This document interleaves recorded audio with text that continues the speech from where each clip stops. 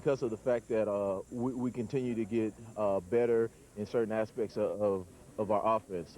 We have a ways to go, but you know, with offense, it takes some time to gel. The ground game does not stop with Pringle. Tracy Hinn, who is the CFL's all-time leading rusher for quarterbacks, recently went over the 7,000-yard mark for his career and is currently 5th in the league in rushing. He knows the importance of his scrambling ability.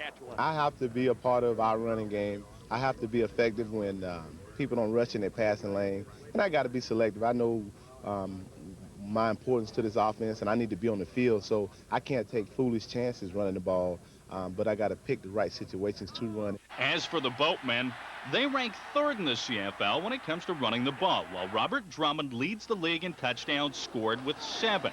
He says Toronto can run against anyone. It's just a matter of execution. I think right now the only thing that can really stop us is ourselves. As long as we go out there, execute our game plan, and do what we did in practice, you know, we'll keep winning games, and that's really all we're concerned with right now is just execution. It's always been a nice, versatile situation with both he and Pinball in the offense that we can jump back into a 2-back set at any time. With the addition of Mike Saunders now, Mike can jump in there as a fullback and leave Robert as a tailback, and we're running the ball that way. And that just opens the door for me to do more play action, more bootlegs, all that stuff, as well as our spread offense with the 5 and 6 receiver sets. So he's made us much more versatile. Both running games will be sorely tested. The Owls have the stingiest run defense in the league, while the Argos are 4th. Ironically enough, in a league known for its aerial attack, this game could be decided on the ground. To be effective, the Montreal Alouettes have to run the football, and that's behind a very banged-up offensive line. But if they can run the ball, that'll subsequently keep Doug Flutie and his offense on the sidelines. If Toronto dominates in terms of ball control, it's going to be a long night for the Alouettes. Darren Detition, CFL Live, Toronto. All right, thank you, Dutchie. And a lot of the guys up here are saying they miss you. I haven't quite been able to figure that out, but we're still working on it now, yeah. Well, good running games for both sides. You didn't really mean that, did you? Breaking my heart here. No, you know, you talk about running, but good news, Marty, for the Toronto Argonauts, perhaps in the passing game with a familiar face possibly coming back to them. That's true, Rod. My sources in Buffalo are telling me that the Bills are about to release Jimmy Cunningham and that the Jet will be flying back to Toronto pretty soon. He's very close friends with Pinball Clemens, and I know that since he isn't going to make it in Buffalo, they've got their minds made up already. They're going to use a guy named Burris as their punt returner, and they're going to have Tasker backing up Burris. So Cunningham's not going to make that team. He's been hurt with injuries, and he'll be back in a couple of weeks, I would think. Wow, that's the kiss of death.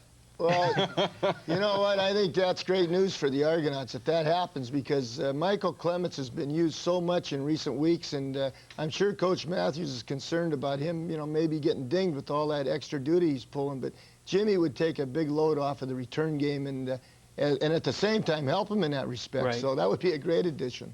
Well, for all the talk about Flutie and the offense, and they certainly have deserved the accolades in the past, Les, we got a pretty good defense here, one that Don Matthews says is better than last year's, and that's a tough act to follow. You know what? It is better than last year's, and that's very scary. You know what? I think who is the unsung hero on this defense is Mike O'Shea, and I know people from Hamilton aren't going to like me saying that because they stole him from Hamilton, but Mike O'Shea leads this team in everything. You watch this guy right in the middle of your screen today, he'll be all over the field. See, now call me negative, but I thought Mike O'Shea was having a worse year than last year. Oh. You're negative. I am. What do you think? No, actually, Reggie Givens leads their team in tackles, so I guess you could argue that point. But Michael O'Shea gives him such great versatility, being a non-import in a critical position, and allows him to use an American somewhere else. And plus, he plays very well. Very good, yeah. Well, the last time CFL Live had the pleasure of talking to Larry Smith, Darren Detition was here, and Larry Smith was the commissioner of the Canadian Football League. Now, of course, the president of the Montreal Alouettes, and Larry's back at Skydome to talk to us now. Larry, good to talk to you again, and just tell me, to start from a personal standpoint, how has this transition been for you? There are obviously some fires to put out at the head office, but some in Montreal as well. Well, Rod, it's been good, I think, in that we've set up an operation from scratch. We've made some inroads in the community. I know Les is cheering for us to get more people in the stands, and slowly we're doing that. And I think with time and hopefully in the next 30 to 45 days, we're going to start to see some real positive changes. Larry, it's Marty York here. I'm going to ask you the question that I keep hearing every day. Is the team going to survive in Montreal, and is Bob Wettenhall committed to keeping the team in Montreal. Well, Marty, I can tell you that Bob's been writing the checks and is a fantastic guy. We made a 3-year plan. He's got a commitment to the marketplace, and I think what we want to see is some positive signs. And in the last 3 weeks, in terms of home games, we've doubled our revenue from game 1 to game 3. And I know it's not sufficient with 10,000 people in the house, but we're starting to see a few cracks and positive lights, and we just have to see it to move forward, and that's what we're really counting on. Larry, it is Les. Hi, Les. I know that me and Marty have both been suggesting a move to Ottawa. Now, if the attendance stays as poor as it has been, will you and company suggest moving to Ottawa? I would say no, Les. We've seen our paid attendance double from game 1 to game 2 and double from game 2 to game 3. And our mix of tickets is starting to go in the higher end. So what we're starting to see is a move back to people coming to football games. We're getting 90% of our fans are French-speaking. 10% are English, and I think that's the residual effect of some of the BS that was put in the media after Bob Wettenhall and myself took over in Montreal. Slowly those barriers are starting to break down, and we're getting English people back, which makes a significant difference to our our possibility for success. Larry, it's Bob Obilovich. Obi. How you Obi-Wan doing? Kenobi. Where is he? Listen, I got to ask you a question. When you were the CFL commissioner, you really stressed that everybody plays by the same rules, and when you became the president of the Alouettes, you had your own rules there. How did that work? What did you change your Hey, Bob, have you gone to the Marty York School of Journalism or what? Larry, we reversed roles, you know. Hey, I'll tell you what is this, a transplant? No, I want to hear the answer. Well, I'll give you the answer. When we came into Montreal, Bob and I did a business assessment. We asked some questions. Who is the #1 player in the team in terms of recognized support from the fans? Tracy Ham. Who is the leader of the team? Tracy Ham. Who is the spiritual leader of the team? Tracy Ham. Who is 32 years old and should be playing in the CFL? Was Tracy Ham. We went and talked to Tracy and made one offer, Bob, which never changed. And believe it or not, he is earning marginally less than he did last year. And we went and sat and talked with Tracy. What he wanted was stability, which didn't exist last year. And once he met Bob and saw what type of person he was, he said he wanted to play. I went back to the league in April before we signed Tracy and said, we have a problem. We want Tracy Ham. It's going to cost more than 150 G's. I said, there's the same problem with Damon Allen and David Archer at the time before he retired. The reality is that we have to phase out the marquee players, but let's phase them out when they want to retire, not when we want to throw them out the door. Good job. Thanks. Hey, Bob, is that a pretty good answer? Hey, I'm fired up for the Obi-Wan. All right. Larry, I don't understand what happened to Bob. He used to be so positive. Oh, geez, I'll tell you what. I don't understand.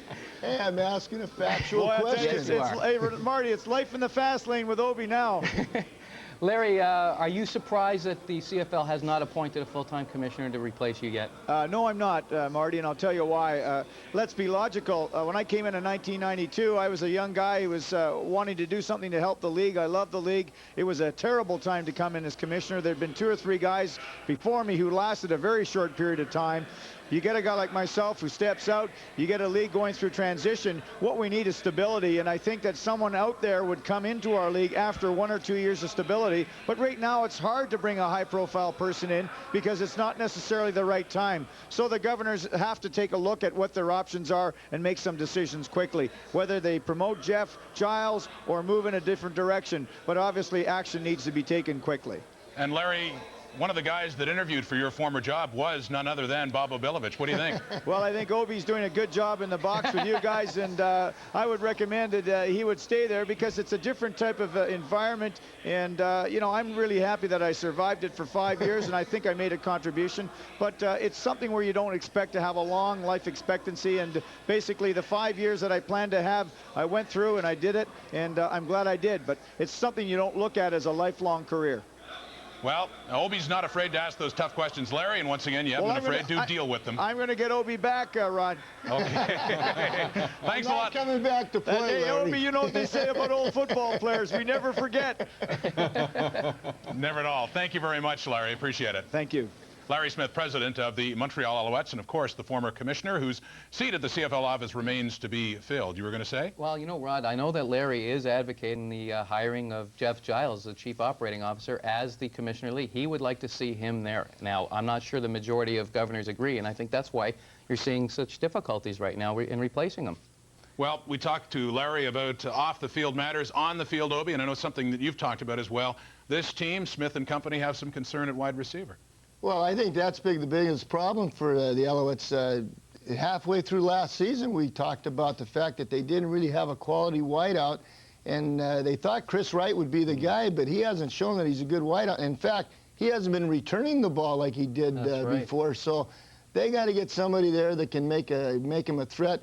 Nigel Williams keeps developing. He's a young player that was a junior player and had never played wideout in the CFL, but they need another quality wideout. Well, that's what I was going to say. I was going to say Coach Nigel stepped up his game last week and had an awesome game to really try to show the Alouettes that they could depend on him. But they cut Wayne Walker in the preseason, and I thought he was good. I know you were high on him when you were guest coaching with the Alouettes. I really was. Anybody who would have Wayne Walker on their team would be high on him because he's an instant deep threat. You know, and people have to respect that deep threat. Defensive backs have to get back there and cover him, or he's going to run right by you.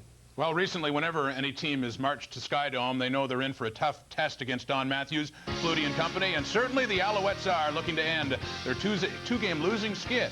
Argo fans, yes, looking for something to cheer about. They got the top team in the East now, looking to pad that lead. We'll preview Week 6 when we come back.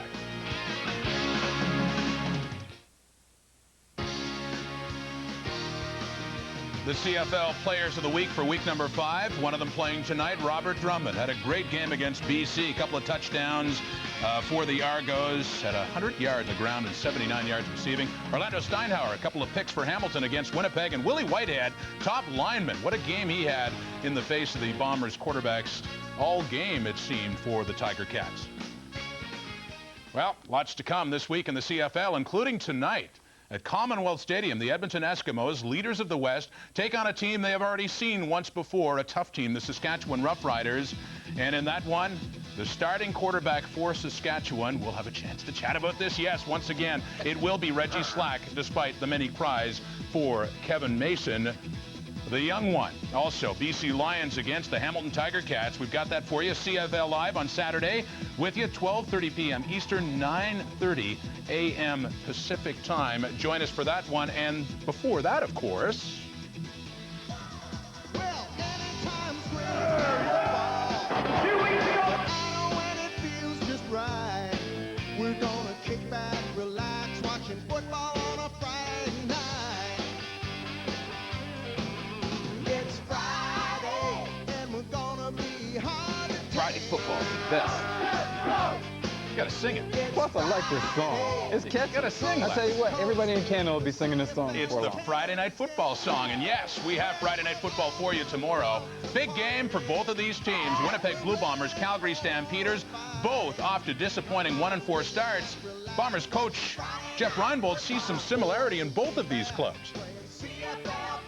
Their situation is mirrored ours in a lot of ways. They had one bad game in Montreal, or a bad half in Montreal, just like we had a bad half in the second half of the Hamilton game.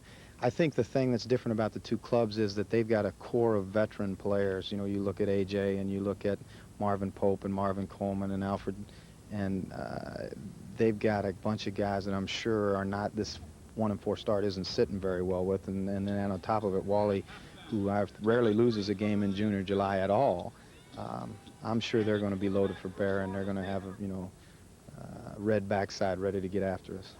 Well, Calgary, their record is 1-4, but they're a much better team than that. When you look at, some of the things that have happened to them, they had some unfortunate plays, go against them. But, we kind of look at them in the same way, the people look at us. We're 1-4. We got a couple of problems and, things we're trying to deal with, and they got some things that they're trying to deal with over there.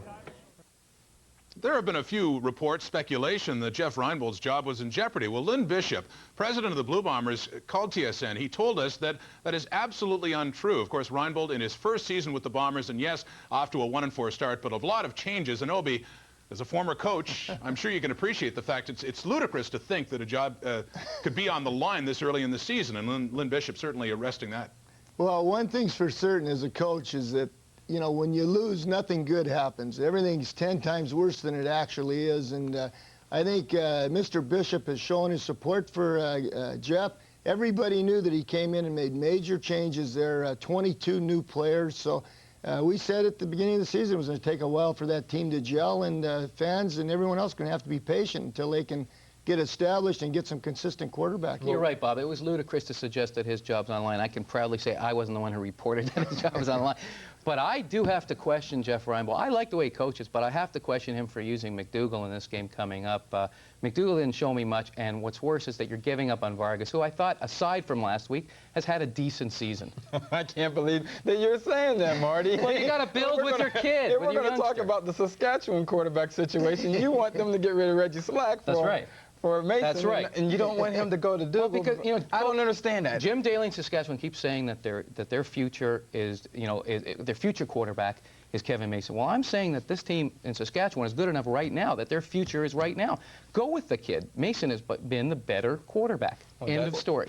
Well, I'll tell you what, if he keeps making plays and doing the things that we've seen him doing, he can do it for 60 minutes, he will be the quarterback. You know, he said himself he has to beat Reggie out, that he has to take the job away from Reggie. Until that happens, we're not going to see him be the starter. And it goes on and on and on. Yes, Saskatchewan with Reggie Slack starting tonight at Commonwealth. We'll try to update that game before we sign off. After the game between the Argos and the Ticat, actually the Alouettes, excuse me. A look at the standings now in the CFL as we take another break. CFL Live returns after this.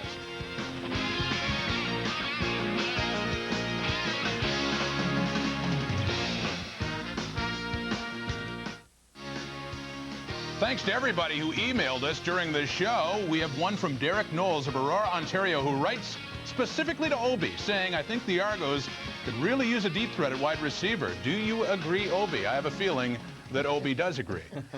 Yes, Derek, I think you and I are on the same page. I think Coach Matthews is having some problems trying to get the exact receiving core that he wants. Dwayne Demetrician is really a better slot back than a wideout.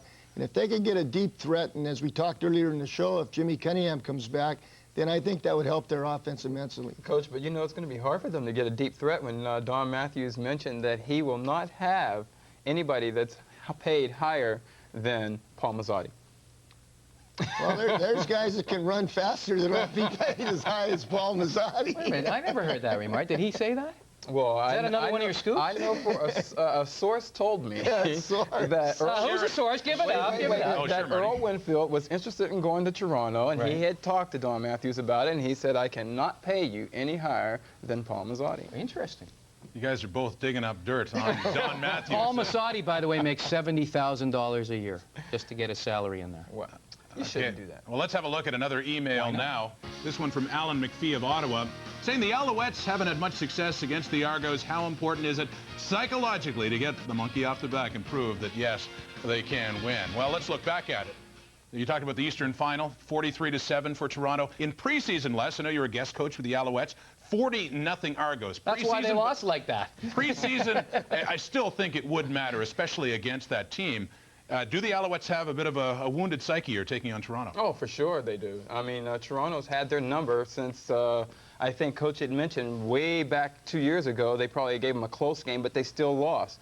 Montreal definitely has to prove that they can come out and beat this team if they want to have a shot at trying to get them in the Eastern Final, which I think this is an Eastern Final matchup. Yeah, but I don't like their chances of winning, and we'll tell you more about that after the commercials. You know what, though? They have to play a complete ball game, offense, defense, and special teams. And last week against Edmonton, their special teams were horrendous. So I think they got to just make a lot of plays in all three areas, and their offense has to definitely keep Flutie's offense off the field. I can tell you they've read the riot act on defense in Montreal. I remember playing underneath Dave Ritchie, and we could be losing 3-0, and we got the riot act read to us in halftime. By Dave? Yeah, for sure. Well, like, what was he like? Oh, and he has a voice that just carries when he's yelling at you. Really? Yeah. That surprises me. Like a preacher. I know that he once called Rod a vulture, though. That's so many stories to tell, so little time. As for Dave Ritchie's Alouettes, yes, what a big win it would be, not only because they've lost 2 to Edmonton, but taking on their new arch rivals, the Toronto Argonauts. We'll be back with more CFL Live. Stay tuned.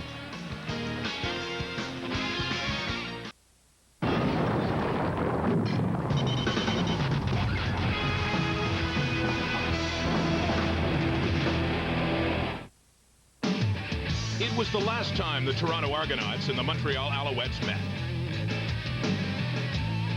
With a trip to the Grey Cup on the line, they faced each other for the '96 Eastern Final. Right from the get-go, the Argos took full control. Pinball Clements ran 91 yards off the opening kickoff for the first touchdown. By halftime, the Argos led by 26 points. The Owls scored just one touchdown the whole game. And in the end, Toronto won 43-7. It was total Argos domination, bringing them one step closer to the Grey Cup. Tonight, though, it's a whole new ball game. The Argos looking to repeat, the Alouettes looking for revenge.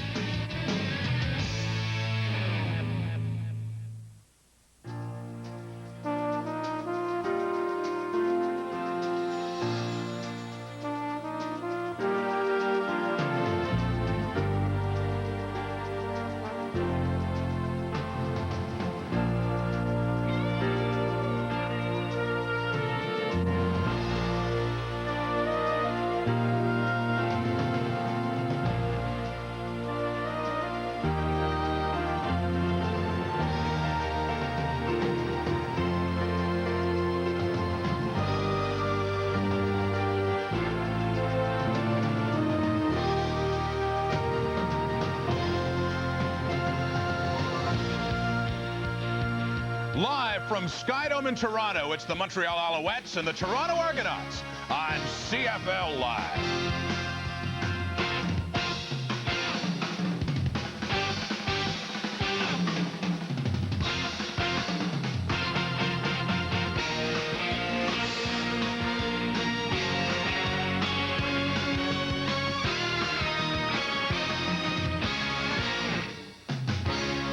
As usual here at TSN, we are live and interactive, so if you like, get on the net. And you too can play QB1.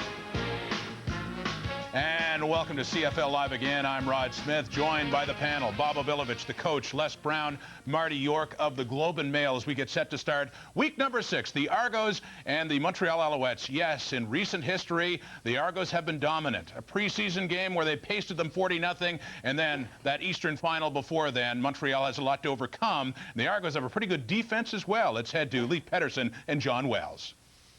Rod, Don Matthews has never lost to the Montreal Alouettes as head coach of the Argonauts, and the key reason seems to be defense. The Argonauts lead the league in 13 of 25 defensive categories in points allowed, total offense, passing yards, and one key area is first downs. This seems to make Don Matthews the happiest. Yeah, you'd think it might be the great offensive play and all that kind of stuff, John, but it's not. It's his team leads the league in fewest first downs given up. Now, what does that translate into? Every team's worst nightmare, because that means that Doug Flutie has the ball more and more during games. Now, every team will tell you the best defense against Toronto is to keep the ball away from Flutie. Well, no team has been able to do that this year, and that's what makes Don Matthews happy. Well, Tracy Ham is going to try and do that, and to do that, he's going to have to use the running game himself, along with Mike Pringle, who is the league's #1 rusher. This is the #1 rushing team in the league. Can they do anything against the Argonaut defense? Well, you think that has to be the big matchup of the night, because no other team has been able to do that this year. But, of course, Toronto and Montreal haven't met in the regular season. It is, as John said, the #1 rushing team in the league. Mike Pringle, well documented what he has done in the past, and, of course, this year again. So if there is one team that has a hope of controlling the football and somewhat limiting the playing time of Doug Flutie, you have to think it's Montreal. Now, the Alouettes are very concerned about special teams, and that was the letdown last week. We'll see if Dave Ritchie has worked out the kinks in his special teams for this one against the Argos tonight. Rod? Okay, thank you, John. And yes, in this one, defense against the running game, a fine running game for the Montreal Alouettes, but the Alouettes defense, less after a couple of shaky outings against the Edmonton Eskimos, in for a big test tonight, and some changes there. Did you notice how many times we mentioned defense? Because defense wins games and championships. Yeah, but offense Do you guys all sells agree? tickets. But anyway, the changes that Montreal has, big change, is that Edward Thomas will be number 97. We're playing that rush-in position, which he's in a key position because he has to contain Doug Flutie, and he also has to be able to run with those running backs coming out of the backfield. Well, Obi, John Wells just mentioned it before. Coming back here, special teams. Alouettes were very shaky in that game in Montreal against Edmonton last week. That's correct. I think that this game is really a case where Montreal has to take the attitude that if they're going to be the best, they have to show that they can beat the best, and that's what tonight's all about. I expect Montreal to play with a lot of intensity and emotion because, from what I understand, Coach Ritchie had him practicing in pads this week because he wasn't too happy about that performance last week. Marty York hasn't been happy about his performances lately. What's the streak up to now? Is it 7 losses, 8 losses straight in your picks? Who's counting? Yeah, we've lost count now. You know what? I think Rosa does a better job. Well, Rosa, you better go back to her. Where's your phone? Listen to Bob. Like, did I ever pick on you when you were losing on the sidelines? Yes, you did. Oh, okay. Anyway, he's tried the coin toss. He's tried Rosa the psychic. Yes, I have. You know, what's working for you? What do you like tonight? Well, Rod, Vegas is favoring the Argos by 12 points, and I like the favorites tonight. The Owls have lost 2 consecutive games, and they look terrible in both of them. As we mentioned earlier, Chris Wright has not been giving them good field position. The Owls also are hampered by the injuries to McSee, to Hunter, to Dixon. And the Argos, on the other hand, I thought began to last week to resemble the powerhouse they predicted they would be when the season began. So I say, take the Argos, lay the points, and, you know, because the Owls are having a lot more trouble on the field than I am picking these games lately. So I don't know. I look at that record, 7 and 10. Well, it's close. Maybe it's time to fire your coach. What do you think? Let's start a rumor here. Bob Obilovich is... Anyway, it's a big one we're expecting tonight. The 3-2 Alouettes coming off 2 losses, needing one a little bit more than they did a couple of weeks ago, that's for sure, to take on the Argos. Reggie Gibbons, heart and soul of that Toronto Argonaut defense, coming out on the field now. The opening kickoff coming up on CFL Live. The Alouettes and the Argonauts from Skydome. Take a seat, watch some football. Looking up, looking way, way up. After a red-hot start, the Alouettes have lost 2 in a row. Tonight they tackle the first-place Argonauts for the first time during the regular season with a share of top spot on the line. It's a perfect night under the open dome, 29 degrees Celsius. Owls coach Dave Ritchie lived through a special teams nightmare against the Eskimos last Thursday and has spent a week working out the problems that cost him a chance to win. Yeah, John, on the other side tonight, Don Matthews, who I call the best game day coach in the business without question. Only 5 wins away from tying Frank Clair as the all-time winningest coach in CFL history. And as you see, 6 will make him #1, and he deserves it. Pretty good chance he's going to get the 6 this season, don't you think? I would say that's if you were a betting man, I would put a little wager on that one. A lot of things have to go wrong for Don Matthews and the Argonauts not to win 6 more games after the start they've had in 1997. Ready for the kickoff, and the Argos will do the honors to the Montreal Alouettes. Dropping deep for Montreal, Chris Wright.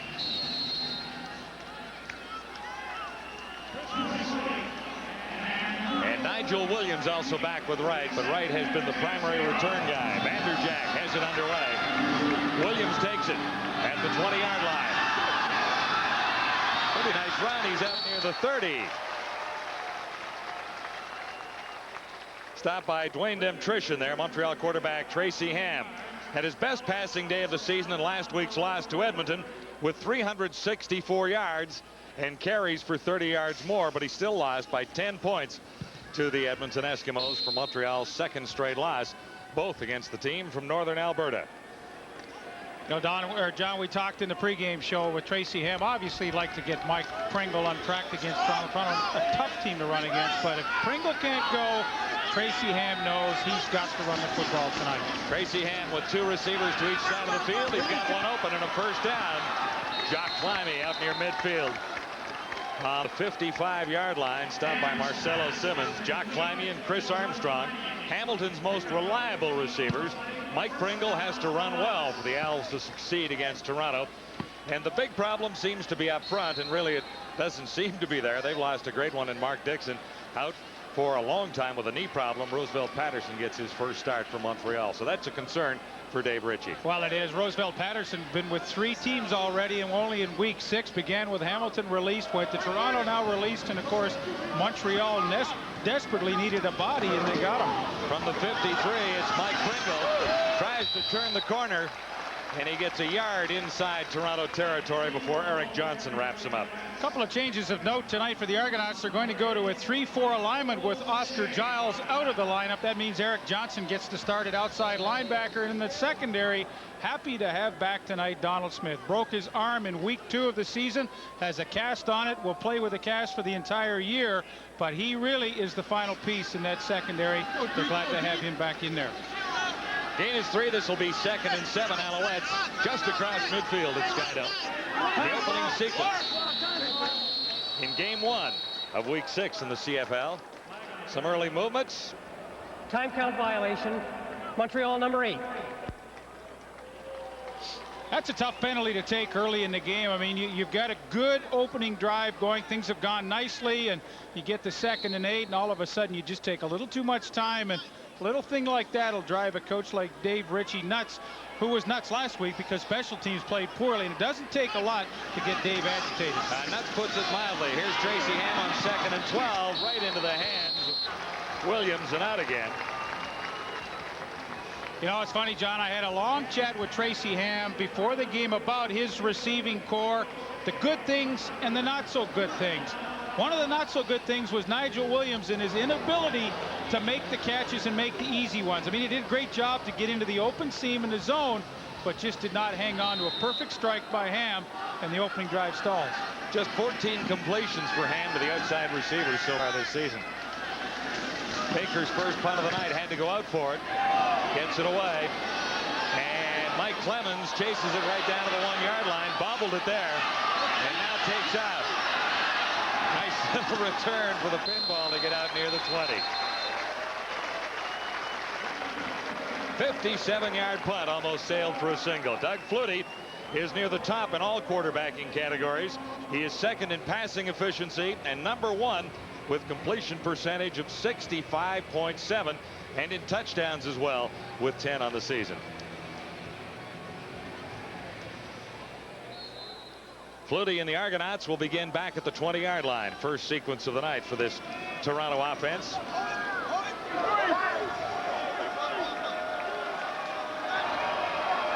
Flutie likes to spread them out. There's really no one in the backfield as he operates from the shotgun. And looks to the pinball. Mike Clemens makes the catch and turns it into about a 6-yard gain. Tracy Gravely made the tackle.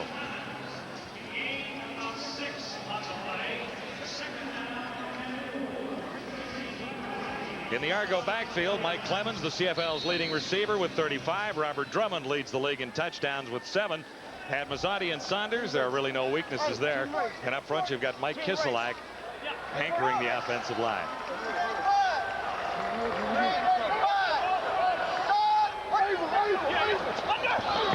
Second and 5. Flutie has an open target.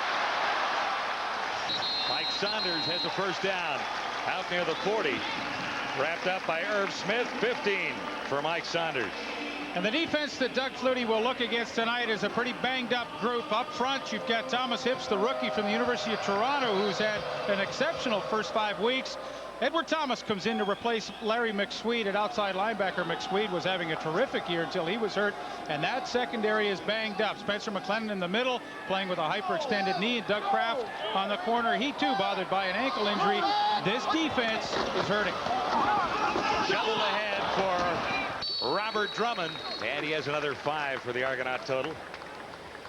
Edward Thomas made the stop there, number 97, Montreal. Well, John, you look at Toronto's offense, and I mean, you just have to think versatility here. Again, you know, on the newcomer Thomas outside, he can't make any kind of right move on that, the pitch inside, but you got Mike Saunders now can come out of the backfield or play slot, pinball Clemens, and really when you look at trying to defense Toronto, you know, you want to try and take somebody out of the game, and essentially what Dave Ritchie wants to do tonight is to try and take Drummond and Clements out of the game. I think it's an impossible task. 2nd and 7 for Flutie. Drummond gets the call, broke 1 tackle, and he won't have enough for the first down. He's only out to about the 50-yard line. Tracy Gravely, who was the top tackler in the Canadian Football League last year. Well, they're going to test him, John, because he is undersized. He's one of those converted defensive backs to linebacker, and you know, they're going to test him with the running game, and that time he stepped up and did a good job to keep Toronto well short of that first down. He's really in a different position this year than he was last year, so he can't be quite as dominant as he was. Deep for Montreal, Chris Rice, as Mike Vanderjack steps in for his first punt of the night from the Toronto 35. It's early in this one. 0 still on the scoreboard. And they fake it. Drummond takes the pitch from Norm Casola.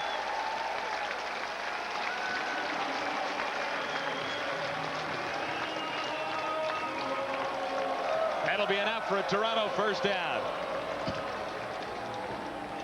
You know, I think as a defensive and a return team, you've got to anticipate on second and short like that from midfield that Toronto's going to do something tricky. There's Norm Casola. Watch the direct snap to him. And now he runs the option to the outside. And when he runs out of room, a quick flip to Robert Drummond.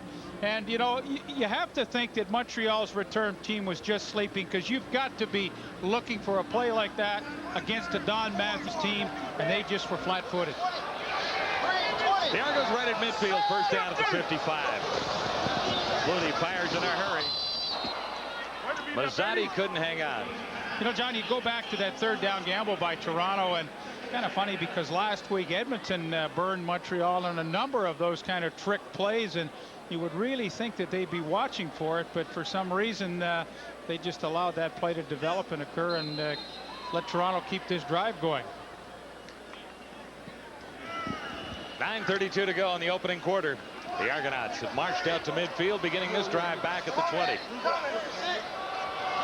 Third down gamble paid off.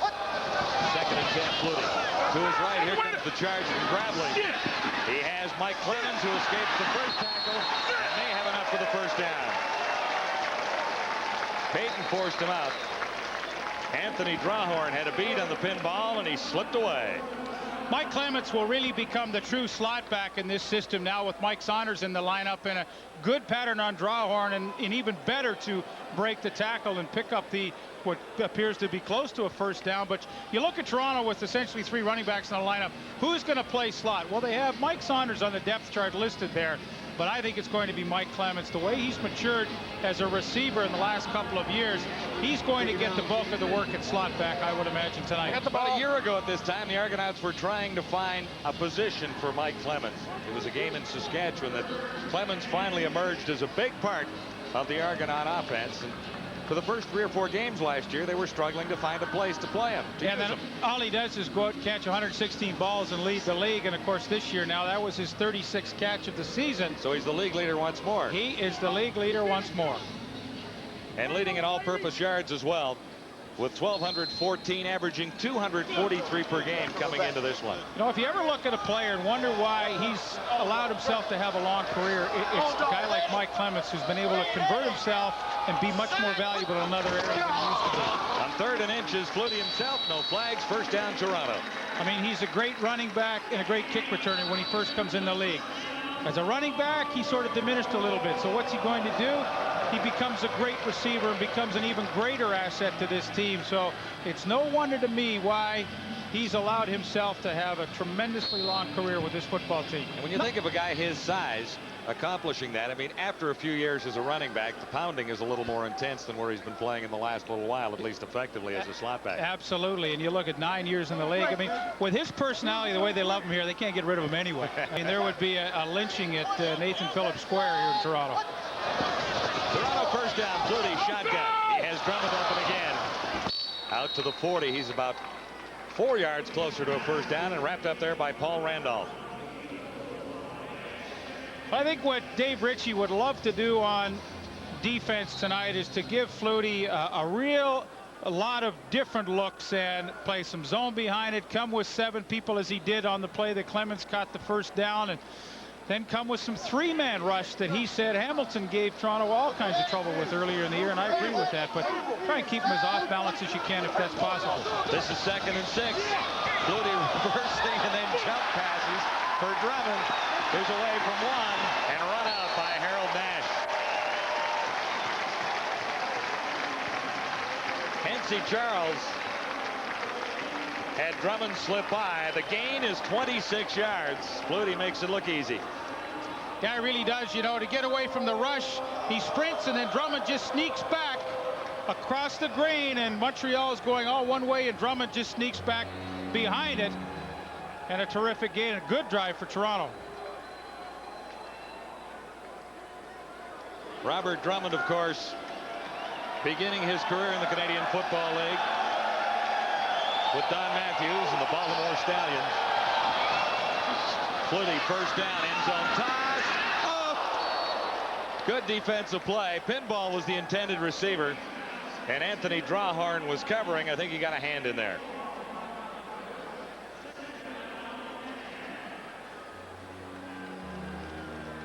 So an opportunity in the end zone for Flutie to hook up with Mike Clemens. And Drawhorn covering on the play. Foiled it.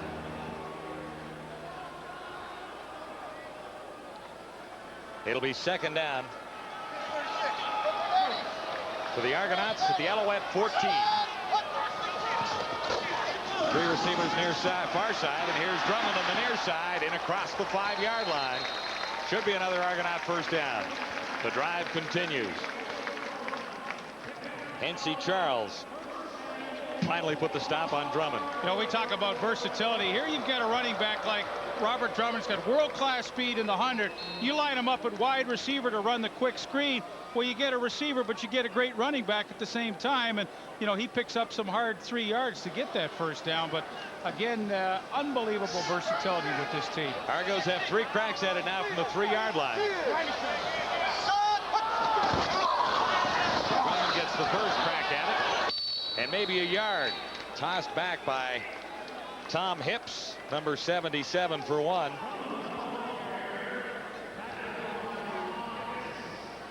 Hips, a first-year Alouette, is getting high marks from Dave Ritchie.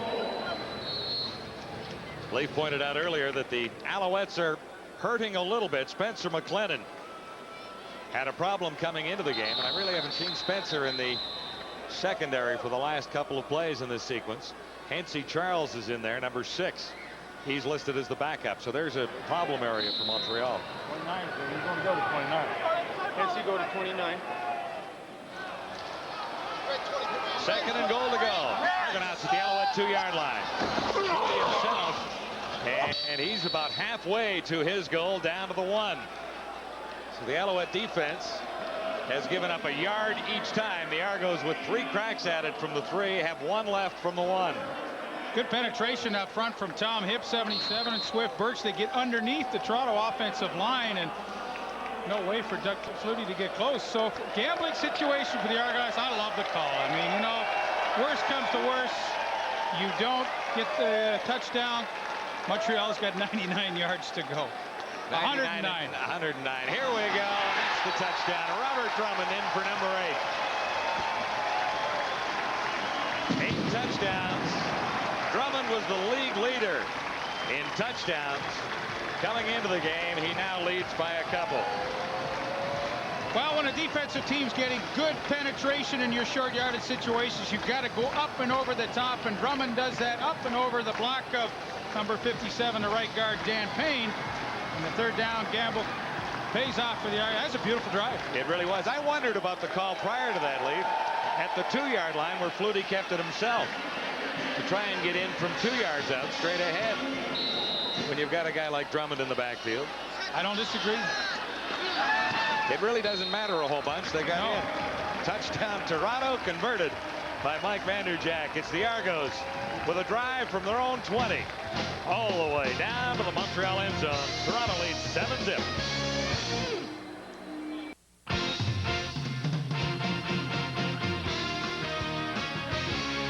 The CFL Live on TSN is brought to you by Advantage, providing solutions for business. And by Gatorade. Life is a sport. Drink it up. Robert Drummond into the end zone for his 8th touchdown this season to lead the league in that category. 5th rushing touchdown of the season. Drummond had 1 crack at it from the 3 and a second try at it from the 1-yard line. No mistake here. Up, and away. Well, I mean, he knew what the drill was on that play with the good penetration from Montreal's defensive front. He knew when he caught that ball, he took the handoff, he was going to have to go up and over, and it was a pretty easy trip for him. Flutie used just about all his magic on that drive, too. A couple of shovel passes in there. Nice pro pass to get a first down. They gambled on 3rd down and about a yard to go. Made it pay off in midfield and continued the march from there. Vanderjack set to kick it off for the 2nd time this night. Williams and Wright are deep. This is Nigel Williams. 2nd return, and Tracy Ham will have a decent area to begin with out around the 42-yard line as Ken Benson led the Argonaut tacklers. Drummond with a 1-yard touchdown. to give Toronto a 7-0 lead. 15 plays to cover 90 yards, and he used a little of the clock, didn't he? 7:54. Boy, oh boy. 15 plays. Is that any good? Boy, on offense, you have to be doing a lot of things right to go 15 plays and score. A league-leading 8 touchdowns for Robert Drummond now. Tracy Ham gets his hands on the football once more. Mike Pringle gets about 3 yards. Grabbed by Demetrius Maxey. Favored targets of the inside receivers for Tracy Ham, Chris Armstrong and Jock Climby. The outside targets have a total of 14 receptions between them. Climby has 28 inside, and Armstrong has another 21 catches. I think it's safe to say you might want to double the inside guys and make Ham beat you outside. Second down, and Ham has to get out of there. Sack number 1 for the Argo defense tonight. Back at the 35. Ken Benson.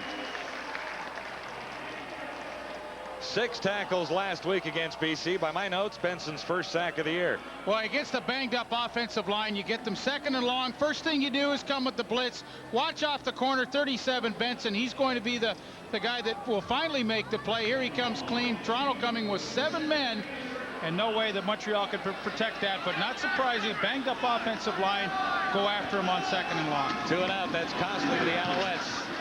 Baker keeps it low. Mike Clemens has no play, bouncing out near the 37. And the pinball a little upset that he didn't get his hands on that football with a chance to return. Frustrations continue for Ham and the Alouettes. You get a lot more. You get a lot.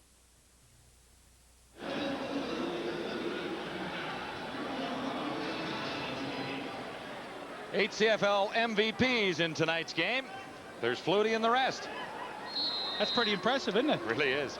Pringle won it in 95. Clemens way back in 1990, and Tracy Ham the year before that. Argos have it back. The defense got it back in a hurry. This is Drummond swinging out of the backfield. The corner got past Gravely and was finally wrapped up by Douglas Kraft. How do you stop Robert Drummond, Gino Retta?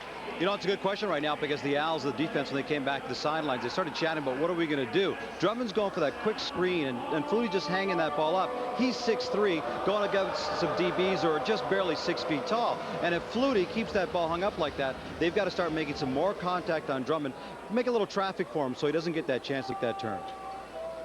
Well, he made it effectively on the previous play, good for a first down. And again, the Argos closing in on midfield.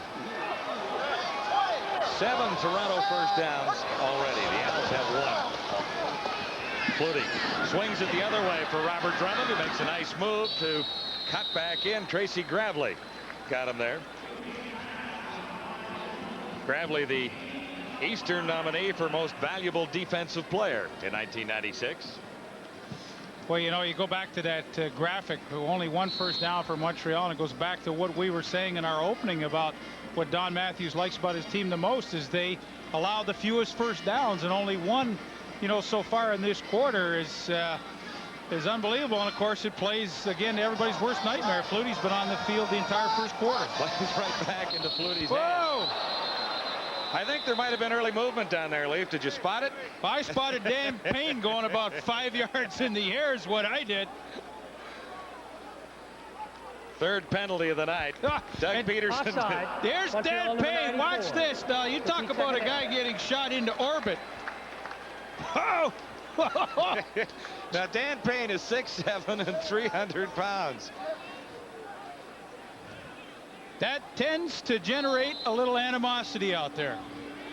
Peterson has been a very important ingredient of that Alouette defense. Key to success in a lot of ways. If I was at home watching right now, I'd keep my eye on the right guard for Toronto 57 and see if he can deliver a blow on somebody. Penalty makes this second down, less than a yard to go.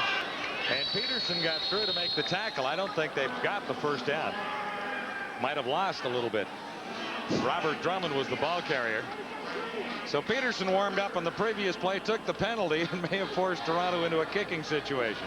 Well, and Dan Payne, 57, I mean, He was trying to inflict a little punishment on Swift Birch.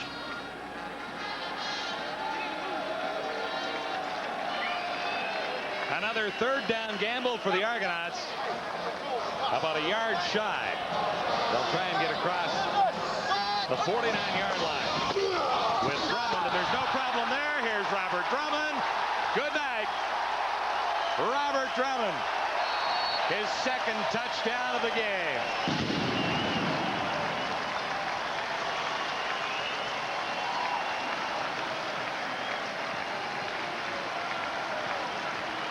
Robert Drummond now has 9 touchdowns. Leaf, he has scored 2 touchdowns in each of his last 4 ball games. Boy, it so often can happen in short yardage. It's designed to go here, but the cutback, because Montreal caves down, and there's nobody on the backside to make the play. A little motion, boom, right there. Eddie Thomas on the outside can't make the tackle, and that is off and running for Robert Drummond, and a pretty easy touchdown. But in short yardage, when you get past the first wave, there's not a whole lot of people to back you up. 3rd and 1. Robert Drummond answered the call and carried it 52 yards into the end zone. One more souvenir for a fan at Skydome, and it's 14-0 Toronto. CFL Live from Skydome in Toronto. It's all Argos so far. Mike Vanderjagt set to kick off for the 3rd time. The Argos have scored twice on back-to-back possessions, in fact. Well, they've made it look pretty easy in 14-0. I mean, this is a team you don't want to try and play catch-up against. Nigel Williams, his 3rd kickoff return of the evening. And he's got about the same amount of yardage as the previous 2. Maybe lost a couple on this one. George Nemeko leading the Toronto tacklers there. And Robert Drummond, the big story, just stretching out on the sidelines after a long 52-yard gallop. Maybe he's catching his breath. Well, you see the big natural lane that opens up when the defense caves down on that running play. And then, of course, Drummond off and running. You know, that's too easy. And, you know, Alfred Payton, one of the defensive stalwarts of this team. He looks like he's apologizing to Dave Ritchie on the sidelines. Sorry, Coach. Did he miss him? He was on that side, no doubt about it. So, a big job now for Ham. Faked it to Pringle. Buys a little time, rolling to his left. Can't get it away. Nailed it in. No stack this time. Yeah, and you're so vulnerable as a quarterback when you're rolling to your left and you expose yourself and open up to throw. That's the vulnerable side, and Tracy Ham took a pretty good shot there. Eric Johnson, Leaf. Ham is not getting up quickly. Well, again, rolling to your left for a right-handed quarterback, when you finally open up to throw, you're totally exposed to any kind of pass rush that's coming, and you're going to see as he opens up, he's going to take the shot. Reggie Gibbons and Eric Johnson both there, and we see that helmet smack against off the ground. The turf and bounced up. So absolutely, and of course, you know, regardless of Ham's injury, I mean, all of a sudden, this is what you want to do to the Montreal Alouettes. Try to make them catch up. This is an offense that wants to play ball control, and all of a sudden, when you're 14 points down, you can't really do that. You've got to throw the ball more than you want, and Marvin Graves on the sideline, a former Toronto Argonaut, will most definitely be coming into this game now. And go back and have one more look. Watch the head of Tracy Ham. I mean, this helmet does a double bouncer here, and believe me, that hurts. Hard turf. Protection is a lot better, but we've seen so many quarterbacks have concussion problems in recent years. Back to last season, Matt Dunnigan's career finished as a result of a concussion.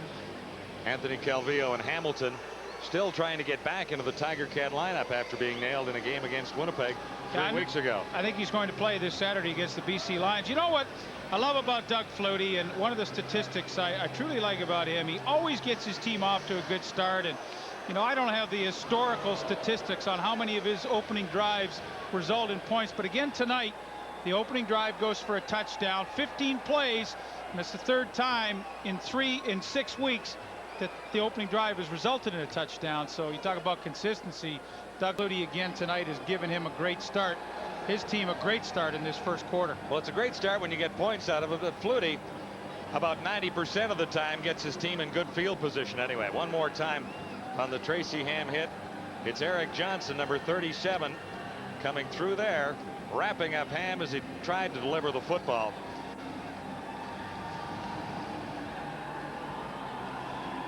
Career totals for Tracy Ham as he moves up the scoring ladder, or the passing ladder, really. He's 405 yards shy of Kent Austin for 7th among all-time CFL passers.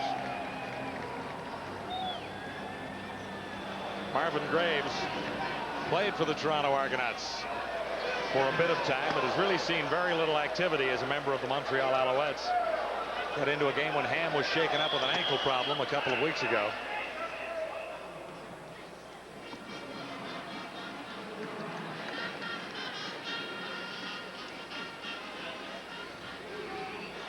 Tracy Ham has had his share of injury problems over the last few years. One of his most regrettable experiences was being the quarterback here at Skydome for the Toronto Argonauts.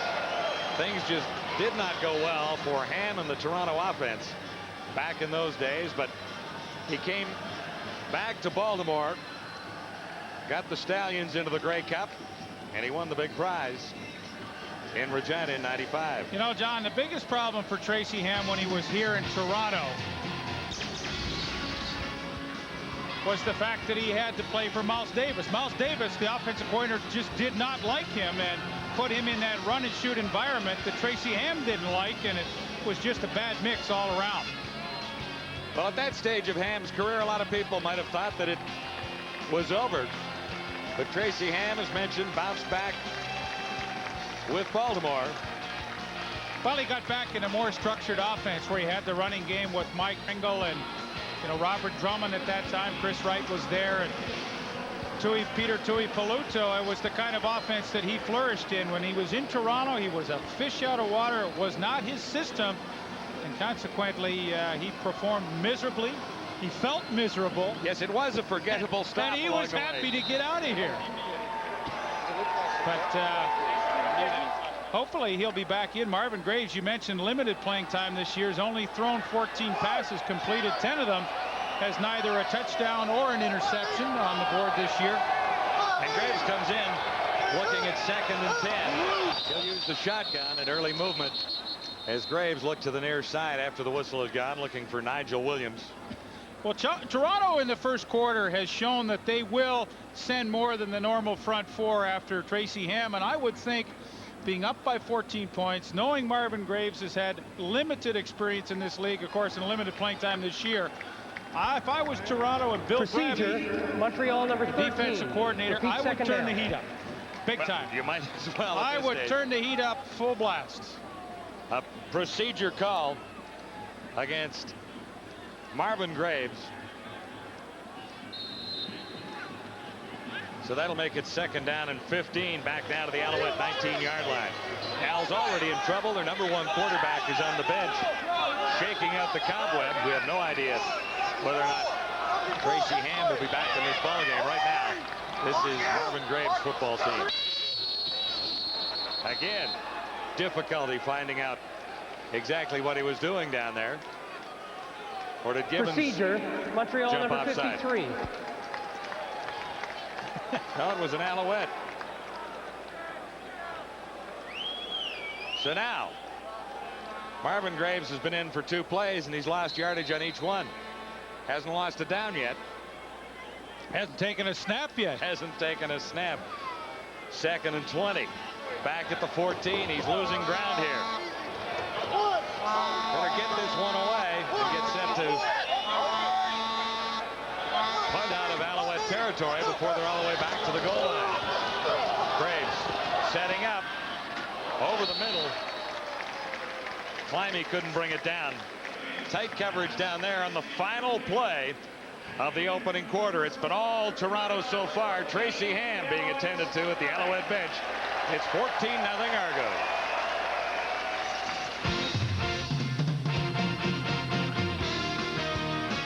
CFL Live at the Quarter is brought to you by Midas for new, longer-lasting carbon metallic brake pads.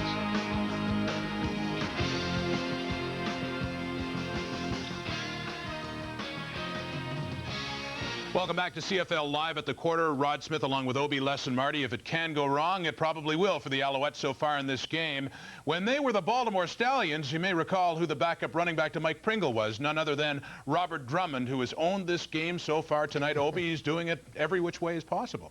Well, you got to remember when they were teammates together with Baltimore, Drummond is a guy that does so many more things than Mike Pringle. He's so versatile, and give credit to Don Matthews for bringing him in and implementing the kind of offense which best utilizes his ability rather than to just try and run the football. See, I don't understand why teams don't put a spy on this guy. He's the most dominant player on the field in the past few games that we've seen, and no one's got a spy on him. That just throws me off. I'm pretty sure we're going to see a play here where he was just, well, I think that they did have a spy on him on this play. Hennessy Charles, number 6, was supposed to be spying him, but he got caught up in watching Doug Flutie, and he got there very late, which he didn't even make the tackle. That was the wrong spy.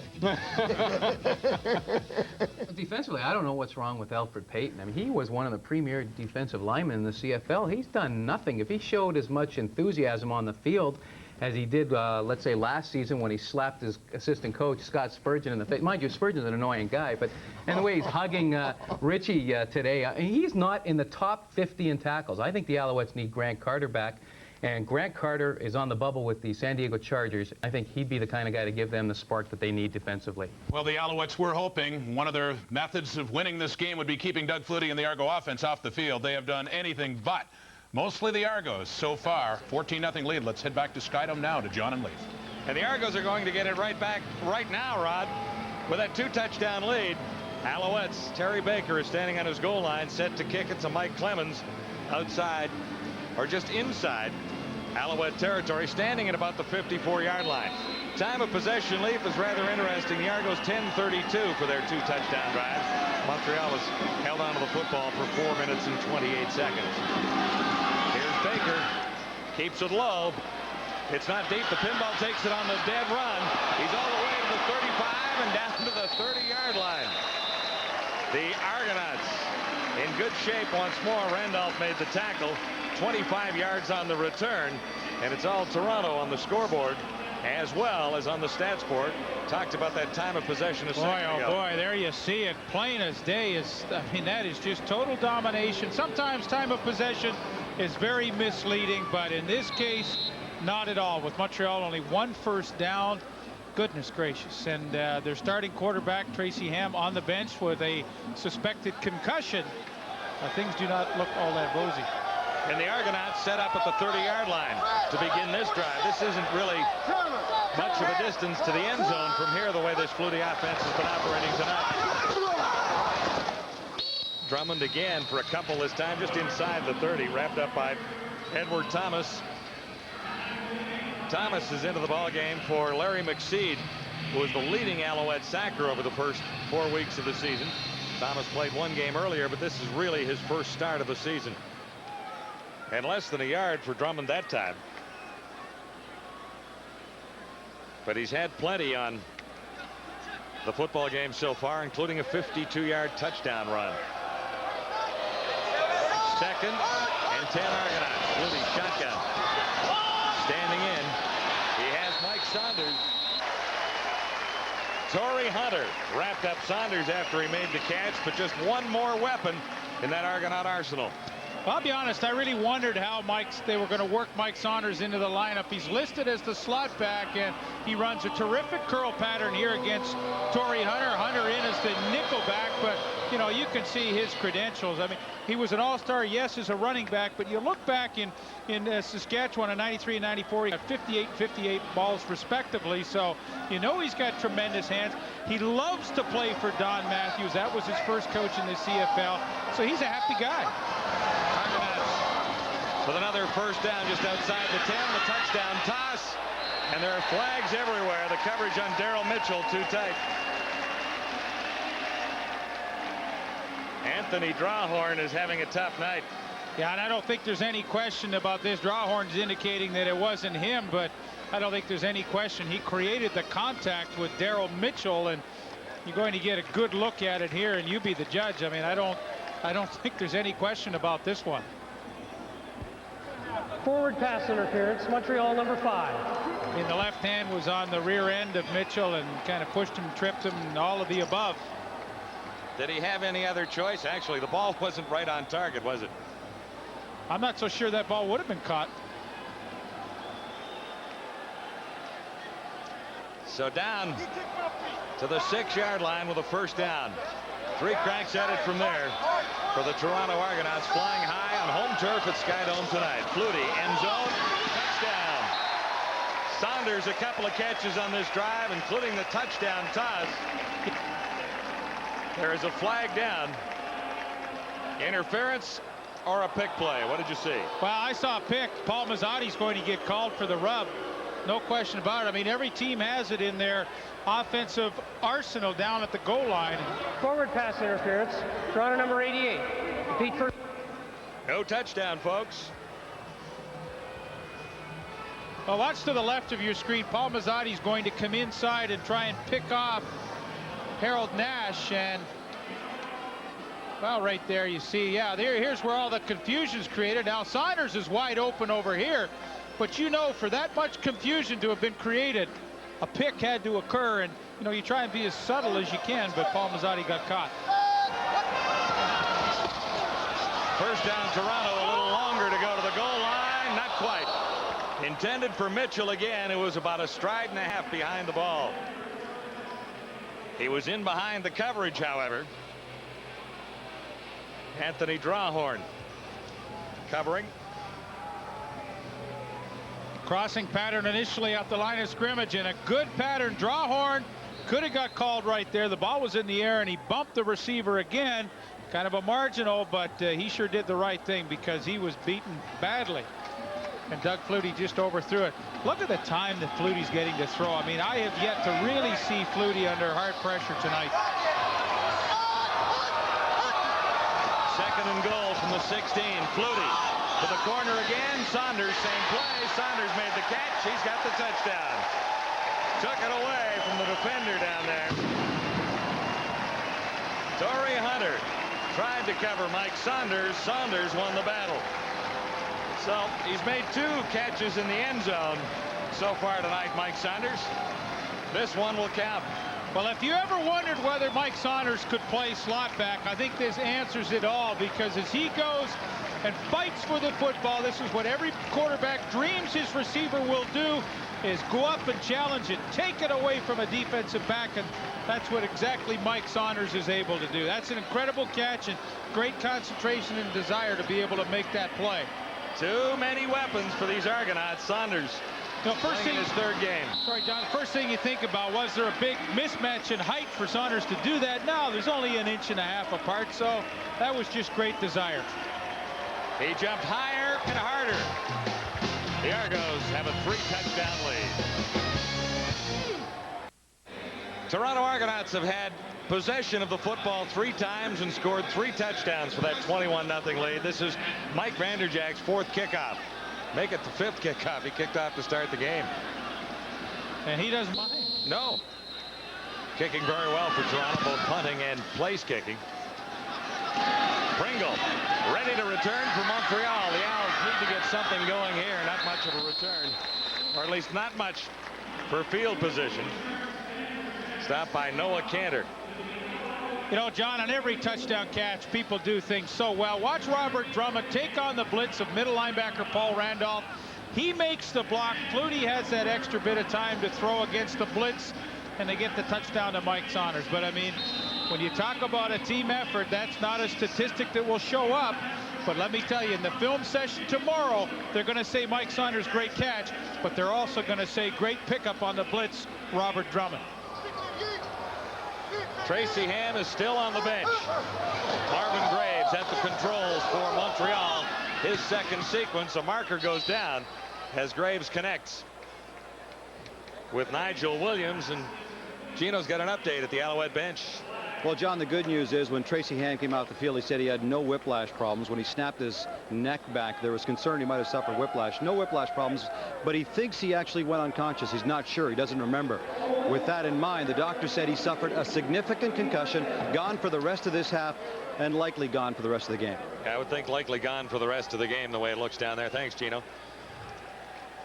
So it's up to Marvin Graves, who has had very little playing time in recent years in the Canadian Football League. We did mention that he spent some time in Toronto and then cruised around to a couple of teams before landing in Montreal as the backup.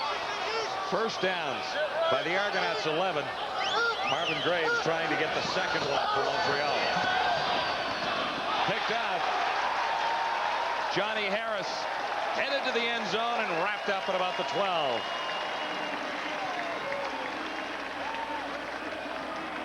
There's a penalty down. We'll have to check the infraction.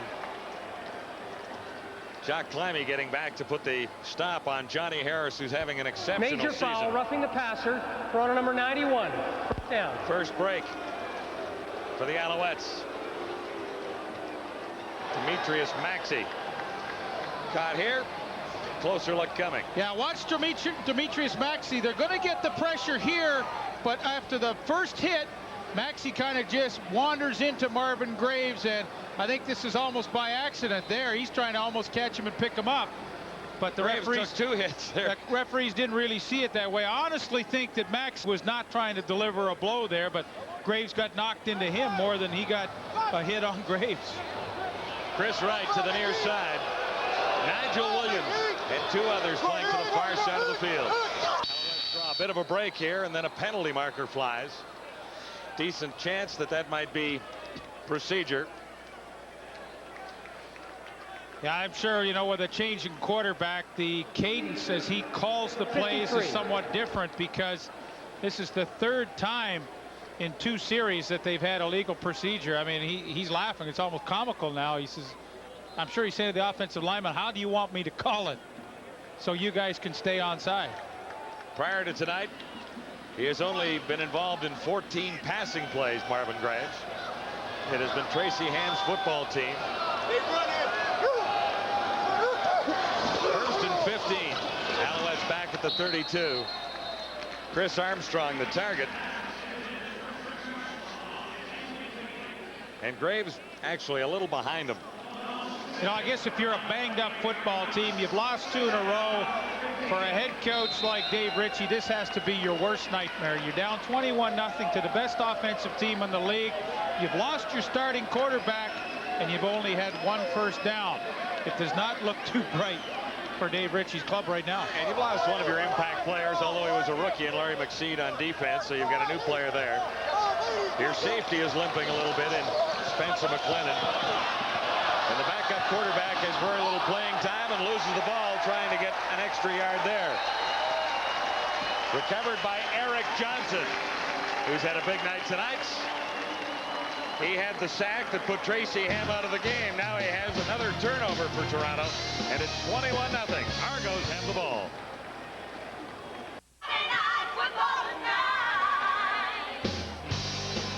Next stop, McMahon Stadium. Blue Bombers need a win, so do the Stampeders. Boy, I'll tell you, both teams in tough. I understand Kevin McDougall will start at quarterback for the Winnipeg Blue Bombers on Friday Night Football. I don't think that's a big surprise after the week that Vargas had. We will have it for you. Flutie has his hands on the football, and so does Robert Drummond, who will throw. Almost picked off, but then again, it almost slipped through to Daryl Mitchell. Drummond got it away, and Alouette got fingers on the ball, but it almost went through to Mitchell. The tough thing about defending Toronto week after week is they always come up with something new. This time a pretty ugly throw to Daryl Mitchell on the option pass. And let's go back and have a look at the turnover, and it's Eric Johnson who actually right there strips the ball loose, and he makes the recovery himself. So in his 2nd game at linebacker, making an impact for the Argonaut defense. Argos set up at the 35 for this drive. The previous drive began at the Alouette 30. Here's Flutie looking to the far side. He's picked off by Nash. Harold Nash finally gets one for the Montreal Alouettes. First interception of the season. He had 3 last year. But this kind of floated right into his hands. Well, he was in a zone defense, and he kind of just sat out in the flat and was hoping Flutie would try and throw it over his head. And as soon as the ball left, it was kind of a duck, and Harold Nash was able to get back and get the interception. And Tracy Ham, I would doubt very much if they would take a chance with his health and bring him back this evening. Well, they said it was highly unlikely, and that's a pretty good indication that Tracy Ham is in some pain and headed to the dressing room to get out of that uniform. Well, It'll be up to Marvin Graves. First interception of the year for Harold Nash, and maybe this will be the spark that gets Montreal untracked. They have been able to do very, very little tonight. Unfortunately, they begin at the 11-yard line with Mike Pringle slashing out right tackle.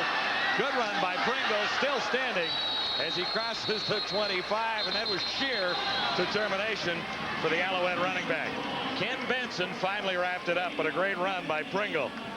Yeah, it really was. And, you know, even though it's 21 points you trail by, I think at this stage with the backup quarterback Graves in there, you have to stick with your original game plan. And that, of course, would be to run Pringle, although up until now they haven't tried to do so very much. But, I mean, I think this is your best shot to hammer it away. And goodness gracious, you've got 2.5 quarters to go. You have to stay with that original plan. Marvin Graves has a first down, second of the night for the Alouettes. And, oh, my gosh. Chris Armstrong dropped one right in his mitts.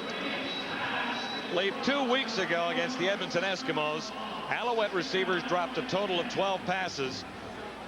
Well, and you that's could the fourth tonight. And you could see his head move just as the ball was hitting his hands, you know, and of course the old run before you catch it stuff.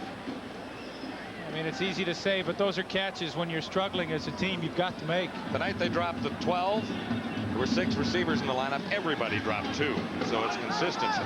Consistency of the wrong Consistently kind. awful is Yes. what it was. That's what it was 2 weeks ago. And then special teams cost the Alouettes dearly last week. Here's Graves on the second down. Can he get a first out of this one? Has the completion, but it's short of a first down. About 5 yards there. And that is just terrific disciplined defense. And knowing the situation, Montreal 2nd and 10. Toronto, a very disciplined team at their zone coverage, and they allow you to catch that ball at 5 to 8 yards and then come up and swarm you, wrap up and make the tackle. And of course now Montreal well short of the first down. But you know, Don Matthews defensive teams, he has some input into it. Bill Bradley is the coordinator, but these guys know their responsibilities, and very rarely do they have to do more than they're asked to do. High towering kick for Vanderjagt. Pinball inside his 40 and escapes for maybe 3 yards on the return after being surrounded. A nice 42-yard punt. And the Argonauts will have to cross midfield and better to hit the end zone again here on this drive. It's beach nights at Skydome, and there's the winner of the Miss Chin Bikini contest on your right. On the left. Oh, on the left, I'm sorry. Goodness gracious. A little confusing. I hope that's not before and after. Argos on top by a bunch. They've scored every time they've had their hands on the football, but for the last one, a Harold Nash interception ended that. Mazzani's first catch of the ball game. Bradley had him circled, and it'll be enough for a first down. Mazzani did not catch one ball last week. Interesting. Yeah, it really was, because he had gone 56 games catching footballs, and which is a terrific streak. A little shy of Don Narcisse's mark, but that's what he has done this year. Add one more, make it 18 on the season. But the streak stopped a week ago when they beat the BC Lions. Mazzani to the near side this time after picking up enough for the first down. Now they change ideas. Mazzani swings over to the far side of the field. Flutie operating from the shotgun. Here's a little heat from Peyton. Flutie eludes it easily and carries for half the distance to a first down. Gain about 5 yards. Run out by Anthony Drawhorn. 5-time CFL MVP. He has led the league in passing 4 times and is among the top rushers every single year. Well, he averages almost 8 yards a carry when he does it. He's talked about wanting to be a 1,000-yard rusher. I mean, that would be one of those little goals in the back of your mind. You'd like to do it. I don't think he'll get it, because as a quarterback, getting older, he's getting wiser, and he runs to throw more than run to run. And I think he will never get that 1,000 mark. I think wiser's the key part there. Flutie steps up, and he's wrapped up.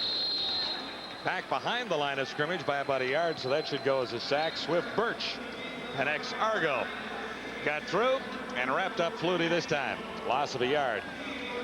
Well, something that they need a lot more of. Swift Birch at the top of your screen coming on the pass rush on Chris Giaskis, and pretty good protection. It finally caves in, and you know that's the thing. Take that outside rush, and when Flutie steps up into the pocket, then you can collapse it down. That was a pretty good play by Swift Birch, and a play that Montreal's defense is going to need a whole bunch more of.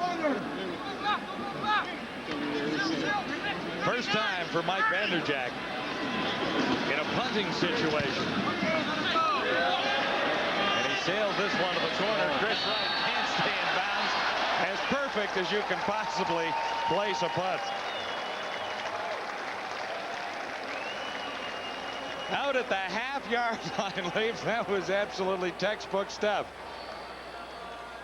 Well, there's nothing. You see Chris Wright shaking his head. There was nothing he could do. I mean, he couldn't let it go and had to make the catch. And when he did, he was out on the half-yard line. That is some punt by a young man whose confidence is absolutely sky high. Montreal number 50. First MVP in the 1996 Grey Cup. Real question mark as the season began last year, but evolved and matured, and hey, he's turned into a great kicker.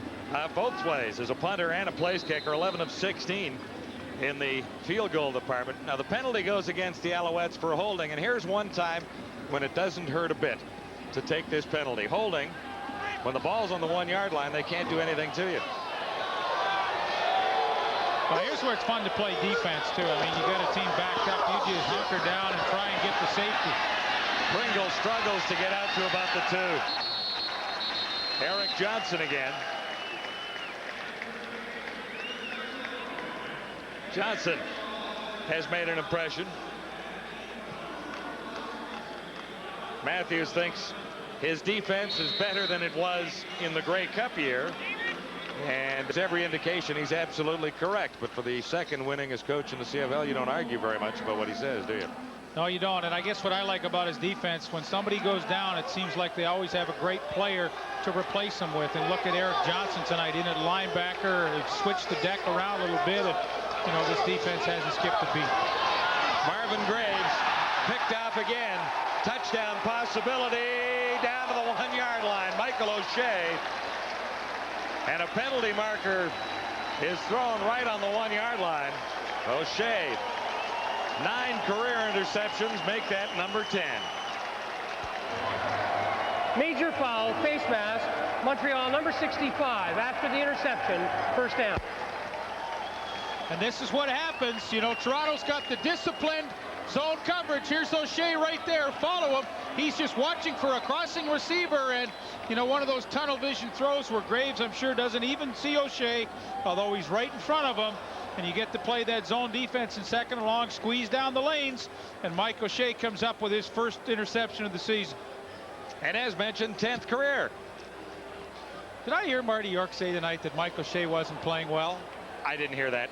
I hope but I did. did. Might not have been listening to intently at that particular moment. I think I did hear that, and well, if you say so, then maybe it was a misprint because Michael O'Shea has played extremely well. Yeah, it might have been misquoted. You never know. Argos are set up at the Montreal 1-yard line, and Drummond got the call, but there's no signal of a touchdown. Alfred Payton stepping into the hole. And the ball is spotted on the 1-yard line still. Looks like a timeout. Down at the 1. Chris Giaskis slightly shaken up. Let's bring in Gino Reda. John, I just chatted quickly with Don Matthews as he walked by the Gatorade getting his drink of water, and I said, man, your offense is really clicking tonight. He goes, offense? Yeah, they're playing well, but this is by far the best our defense has played the entire season. See, you know what, Don Matthews, he's such a good guy with his players, because just by making that statement, it tells you everything you want to know about Matthews as a player's kind of coach.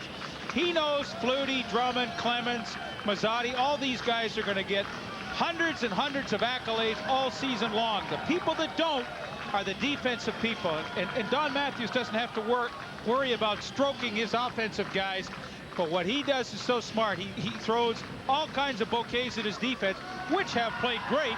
And I think that is so strategic on his part to make sure his defense always gets the credit they deserve. That's what you were talking about earlier. Matthews on the all-time win list. We talked about that early in the opening quarter. He is 6 away from breaking Frank Clair's all-time record.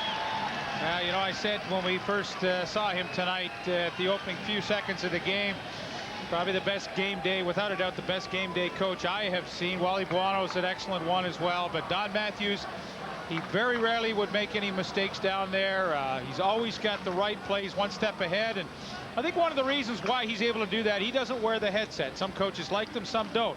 I think Don Matthews doesn't wear the headset, leaves that up to his assistants, and he can just plot and plot and plot and always make the right decision, which he seems to do 99 times out of 100. So here we go, second down, goal to go. Argonauts with a 21-point lead, looking for their 4th touchdown of the ball game. Drummond over the top, and that's his 3rd touchdown of the night. Robert Drummond has 2 one-yard touchdowns and a 52-yard scamper, and 10 touchdowns on the season. And on that play, when you know he is coming up and over the top, it has to be your middle linebacker that makes the play and meets them, and that just isn't happening. You see, Drummond goes up, everybody's caved in, and Paul Randolph, who's the middle linebacker, just doesn't have enough strength or momentum himself to keep Drummond from getting into the end zone. Now, it's a tall order because Drummond's a strong guy. Yeah, I would say there are other linebackers who might have trouble with that kind of size from 1 yard away. I'd like to see Mike O'Shea on the other side of the ball do that, because Mike O'Shea is probably as physical as there is at the middle linebacking spot. He's 6'2", 5'6". Of course, that's not going to happen, though, unless they have a wild practice one day. Could have happened a couple of years ago. Argos have 4 touchdowns. The Alouettes have yet to answer with a single score.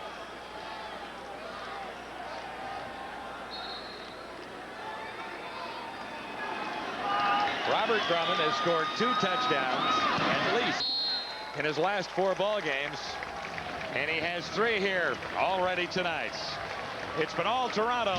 Doug Flutie engineered drives the first 3 times he got his hands on the football. Toronto Argonauts have had their hands on the football 5 times. They've scored on 4 occasions. And the Montreal Alouettes have lost their starting quarterback, Tracy Ham, undoubtedly for the rest of the evening. So it's a long road back for the Alouettes, even with Mike Pringle in the lineup. Out to the 40-yard line. Wrapped up by Ken Benson. You know, every good defense is strong down the middle. You look at Waldrop and Stewart, the tackles. You look at O'Shea in the middle, and of course the safety Lester Smith. And strong in the middle Toronto is. There's Mike O'Shea's interception. It led to Drummond's 2nd touchdown of the ball game. But boy, I honestly believe, you look at all sports, you look at hockey, you look at basketball, you need the strong center. It's no surprise to me that people have those 2 good people plugging up front with a good middle linebacker and a good safety. You have a chance to have a strong defense, and Toronto has exactly that. Well, and I think they are pretty happy to have Michael O'Shea, but I still think Michael O'Shea should have been a member of the Hamilton Tiger Cats. Graves is wrapped up and dragged down. You know, that's one occasion when the playing field wasn't very even. 2 years ago, when Michael O'Shea became a free agent, he ended up here instead of back in Hamilton. Here's Reggie Givens at the top, forced to play the rush end spot tonight, normally the outside linebacker, but with the injury to Oscar Giles, he's in there, and you know, he just keeps plugging and plugging and plugging, takes on the block of Okiki, keeps working and gets the sack. You know what, though, John, you go back to Mike O'Shea, you make an interesting point. I mean, you know, maybe he should have been a tie cap, but it was his choice to play out his option and go to Detroit and try and make it with the Lions. I'm happy for Michael O'Shea for the more money that he makes in Toronto these days personally. But there are certain things within this league every once in a while that stand out as being a little bit unfair. When the Argos threw all the money Michael O'Shea's way and the Tiger Cats really couldn't compete financially, that's when the playing field is a little uneven. And you still believe in the Tooth Fairy, too? Well, you know, it would be nice. Would be nice. However, time count violation. Montreal number 13, 3rd down. Now, a lot of people say the league would have been a lot better had Doug Flutie never left Vancouver.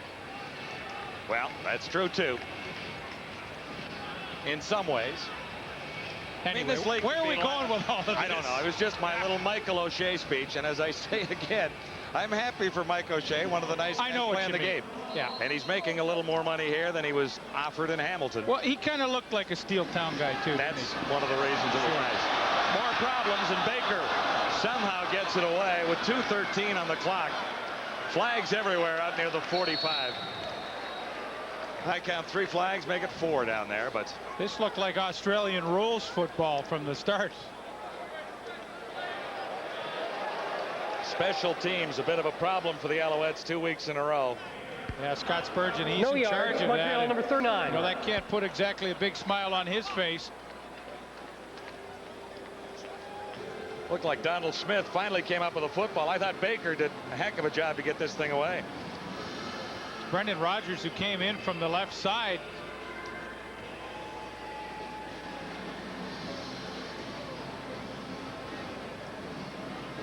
Just what the Alouettes needed. This is 6-point country for the Argonauts. The way this offense has been rolling tonight, they're set up inside the 29. At the half, the boys will be ready. Rod, Marty, Les, and Bob. Little chit chat about the other game tonight, Saskatchewan and Edmonton. Flutie, shotgun. Mike Clemens tracked down from behind by Tracy Gravely, but Clemens has plenty for a first down. Little hitch pass to Mike Clemens, and that works too. Boy, look at this setup. You got 3 receivers here. Pinball's going to take the screen, but you get 3 receivers blocking at the point of attack on one guy. Do you think you have a chance to make this play work? Look at this. Triple team right there on Harold Nash, and then Pinball has all kinds of room to run before anybody else shows up. But a good scheme. You get 4 receivers to one side, everybody backing off, and then that's the ideal time to throw the quick screen. That's scary. Down to the 15, first down. They get the 14-yard line. Flutie near side, and Pinball this side. Forced out near the 6-yard line by Torrey Hunter. Back to back, the Pinball has a couple more receptions. Well, here you see his numbers, and that 450 was coming into tonight's game. So, you know, add his catches tonight to that, and there's no question in the next few weeks he will become the all-time Toronto Argonaut leading receiver. And when he first came to this team as a running back and a kick returner, I don't think anybody would have ever expected that he would pass Dick Shadow and Darrell K. Smith. And I don't think there's any question number 31 will hang high at Skydome someday soon. Second down, a yard to go. Argos have to cross the 5 and or the goal line, and Drummond gets down to about the 1. 3 touchdowns already for Robert Drummond. Swift Birch prevented him from crossing the goal line right there. And you know what kind of a guy Doug Flutie is? Every time that Toronto, he tried one sneak tonight, but after the one sneak and it didn't work, he has just decided that Robert Drummond is going to lead the league. If Flutie has anything to do with it, lead the league in touchdowns this year. And when they get down, I would be shocked if Robert Drummond did not get the ball again tonight to try and get his third touchdown. Well, he's going to get it right on this play, is he not? I would think. From a yard away. Drummond again, and it's tough running inside against the Montreal front 4 of Hips and Peterson in the middle. If there's one criticism with this Toronto Argonaut offense that you could make, and it's tough to do, but I think in short yardage, the one thing that they don't have is a big blocking back to lead for one of the running backs. They just don't have that in their system. Maybe someday down the road this season they'll convert somebody to that for certain situations, but right now Robert Drummond will have to make these yards on his own without a lead block. Second down. Goal to go from the 1-yard line. Toronto. Drummond again. And still not in. Stopped at the 1, 2 plays in a row. Swift Birch has been in on a couple.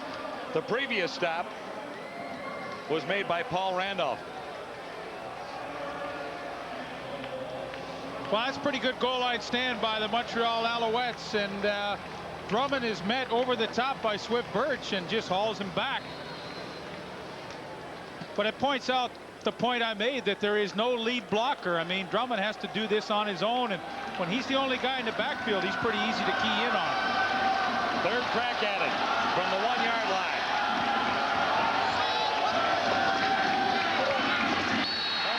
walk-off tackle. Drummond has 4 touchdowns in the opening half.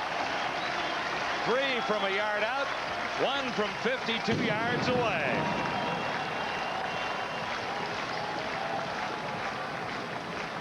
Quite an opening half for Robert Drummond in this Argonaut offense. The Alouettes are really sputtering and down by 34 points already.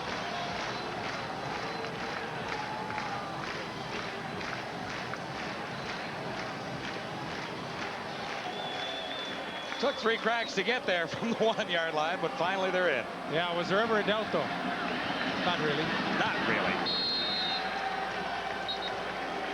Vanderjack puts another one into the windows at the Skydome restaurant. Robert Drummond leading the league with 7 touchdowns total coming into this one tonight. He now has 11. That time they went off tackle, Leaf. The first couple of times it was straight ahead. Veered a little bit to his right that time and found the opening.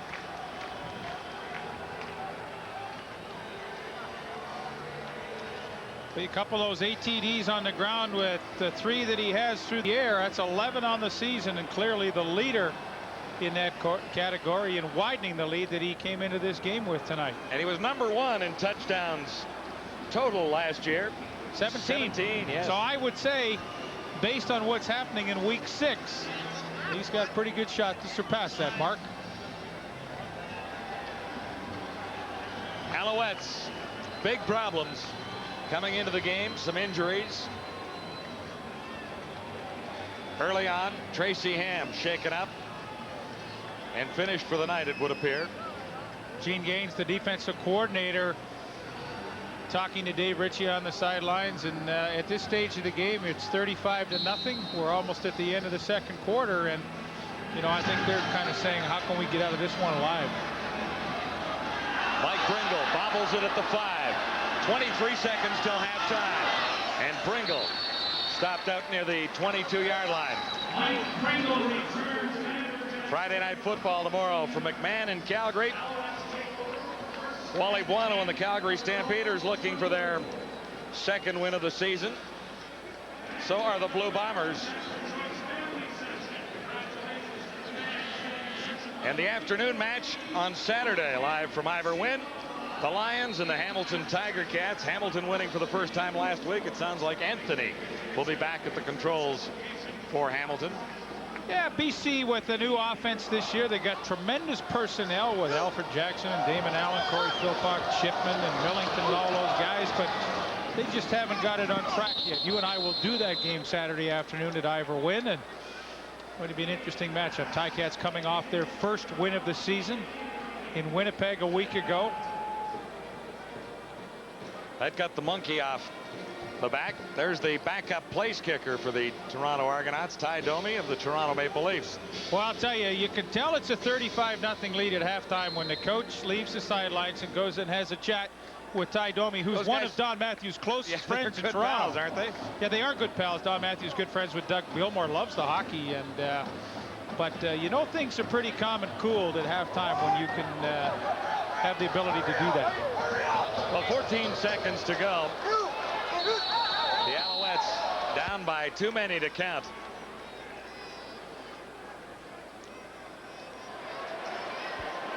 And it's time count violation.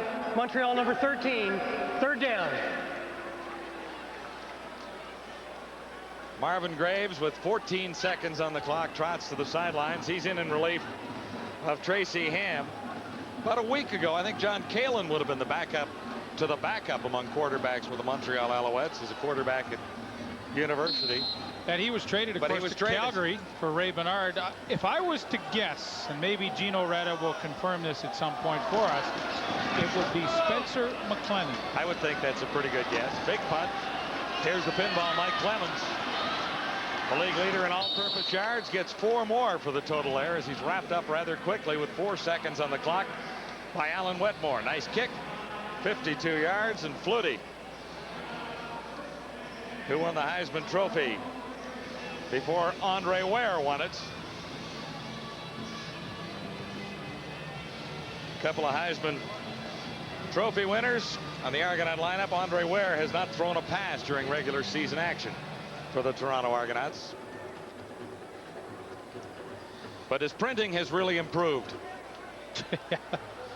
You know, Gino Retta is so quick on the sidelines. I just got a message given to me that he has found out that Jock Climie would be the emergency quarterback for the Alouettes. Gino is so quick. And it would be an emergency situation, but maybe the Alouettes are facing that right now. It is. Down 35-0 to the Argonauts.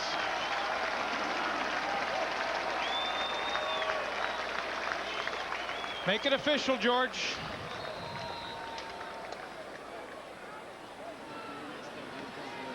Time for one snap, but the zeros are already on the clock. That's just to make it official.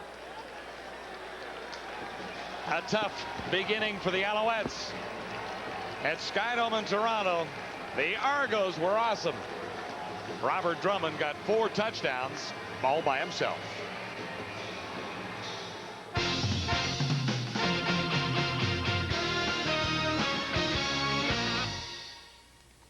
Welcome back. CFL Live at the half. What a half it has been for the Argos. Rod Smith back with Bob Obilovich, Les Brown, and Marty York of the Globe and Mail. Well, if you didn't catch it, and I'm sure you did, it was beach party night so far at Skydome. And yes, the Alouettes are getting sand kicked in their faces. It is ugly so far down at the Dome. Forget about the Argo offense for a moment, and it's hard to with 35 points on the board. Les, we talked about it before the game. Toronto's defense is every bit as good and dominant as that Argo O. And what else did we talk about at the beginning of the game? We talked about Mike O'Shea. Mike O'Shea being all over the place, which it was Marty Leaf that said that Mike O'Shea wasn't having as good a year as he did last year. Yeah, but I didn't say it was a has-been. I just said he was. Because Mike O'Shea's having an outstanding game. As we're going to see, I want linebackers to take notice that he is not looking at the quarterback constantly. He's seen number 82 coming in there, and he stood there and he stood his ground, played good zone coverage, got the interception, and went down to the 1-yard line. And that is the reason why Toronto's winning this game, is because Toronto's defense has kept him in it every step of the way. Big deal. He made one play. Oh, don't get so bitter. It's only the half right now. Well, listen, I need to pick out a coach. Okay, here's your scenario. Your team is down 35-0 at the half, and you've lost your starting quarterback, the star of your team. What are you going to say to those players in the locker room? In this case, of this game, I might even be inclined to call Marty York. I don't. It's gotten that bad, hasn't it? It is bad, really. I really thought Montreal would come out and play with a lot more emotion and intensity than what we've seen so far. And the only thing you say at halftime in a game like this, I think Coach Ritchie just has to challenge his players to show that they're professional athletes, that forget about the first half. Let's go out and win the second half and at least show that we can play with these guys, because we're probably going to have to play against them later on in the season. Well, I'll tell you, if Tracy Ham is out for a lengthy period, the Alouettes are in serious, serious trouble. They do, however, have an interesting name on their negotiation list. Doctor of dirt. Yeah, Jay Schrader, who is on their confidential negotiation list. The NFL fans will remember him with the Raiders, Schrader's Raiders, and the Redskins. He's always been intrigued about the CFL. He's always wanted to come to Canada to play ever since he was a farmhand in the Blue Jays system in Medicine Hat, Alberta. You know, he's older, but maybe he's the guy. There's another possibility, too, if Ham's out for a while, and that would be Kent Austin. Dave Ritchie had Austin in Vancouver, and while Austin is doing very well at his computer company in Nashville, there's a possibility he could come back. I do know this. I don't think that Marvin Graves is the answer. Now, I know, Bob, when you first brought him into Toronto in 1994, he had a lot of potential, but right now he seems like a quarterback without any confidence at all. No, I mean, I think I have to agree, Marty, that his ability, the thing that surprised me with Marvin when he first came into the league, I thought he was going to be a very much more mobile quarterback, and he hasn't shown that at all. Well, Jay Schrader, Kent Austin, even Marvin Graves right now, nothing, I'm sure, can help the Montreal Alouettes the way it is going. Big blowout lead for Don Matthews, who's standing by with our Gino Retta to talk about it. Coach, you're up 35-0. Your offense is clicking. I don't think your defense has made a mistake. I guess you're pretty disappointed by the first half. No, you know, it's tough. Montreal's came off a couple of tough losses. They lost their quarterback. They've got a lot of injuries, and they're a better football team than this. And it's just too bad that they're so beat up right now.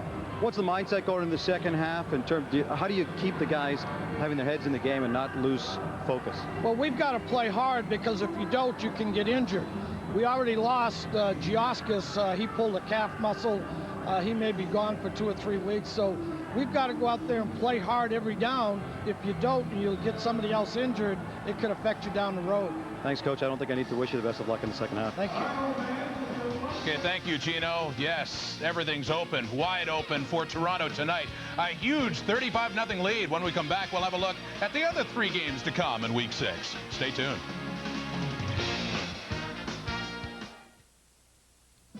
Welcome back to CFL Live at the half. All Argos 35-0 over Montreal at Skydome. It's not the only game tonight, not the only game involving a first-place team against a second in the West.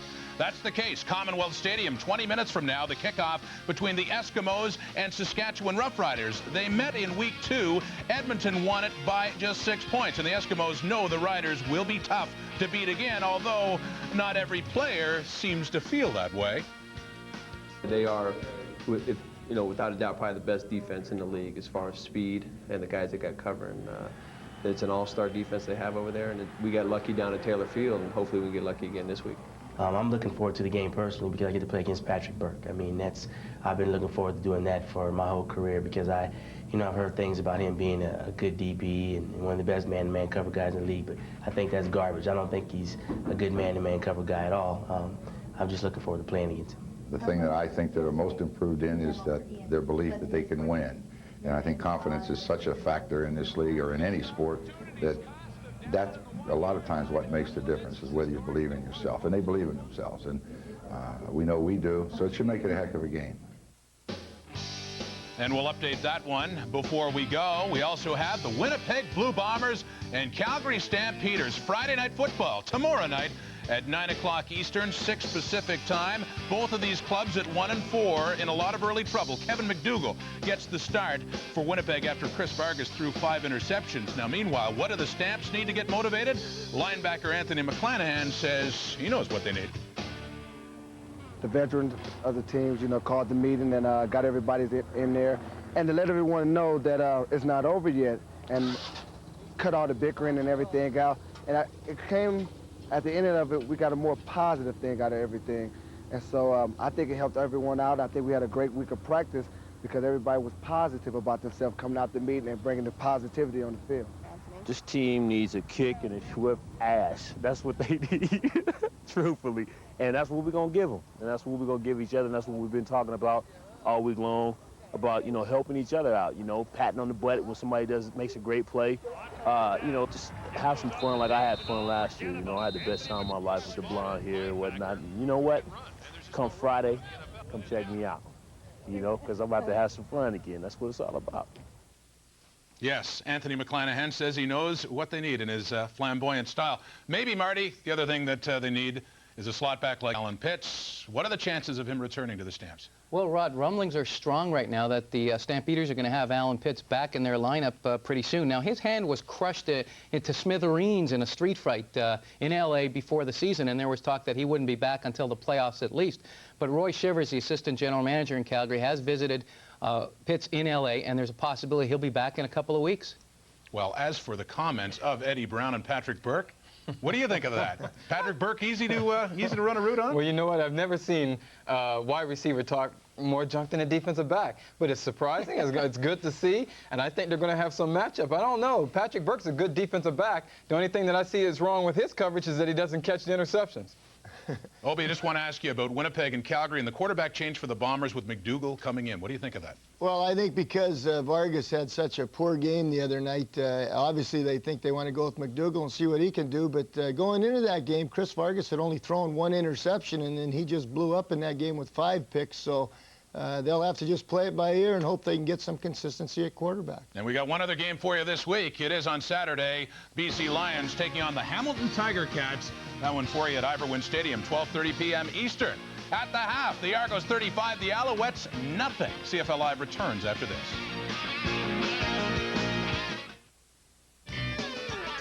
Here at TSN, of course, we're live and interactive. And here are your updated standings on QB1 throughout one half of this football game at Skydome. A game that sees the Argos dominate, certainly on the scoreboard, 35-0, but I get the feeling they're dominating in just about every other category, don't you think? With the numbers, let's head back to the Dome and join John and Leaf, guys. We talked about first downs at the outset, and the Toronto Argonauts had an awful lot of those compared to Montreal. They scored the first 3 times they had their hands on the football, and that's pretty well a story, isn't it? Yeah, it really is. I think, you know, you look at Toronto and how well they dominate teams in the first quarter of play. Well, they did it for 2 quarters in this game. The numbers clearly indicate that. Time of possession, we talked that sometimes that is not a meaningful statistic, but it truly is in this case. And you know, if you look at Montreal, I mean, just total disarray. And what do you do? 35 points down at halftime. If you're Dave Ritchie, I don't think you go in and yell or anything. I think you just have to say, guys, let's try and win the second half and see what happens. I don't think there's really much the Alouettes can do, being down 35-0 at halftime. A sports break coming up with Darren Detition before we bring you back to Skydome for second half on CFL Live. Story of the ball game is Robert Drummond with 4 touchdowns in the opening half for a league-leading total of 11. Number 1, up and over from 1 yard away.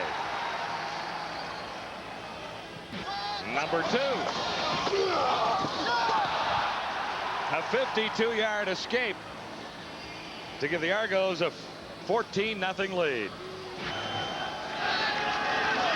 From a yard away, up and over.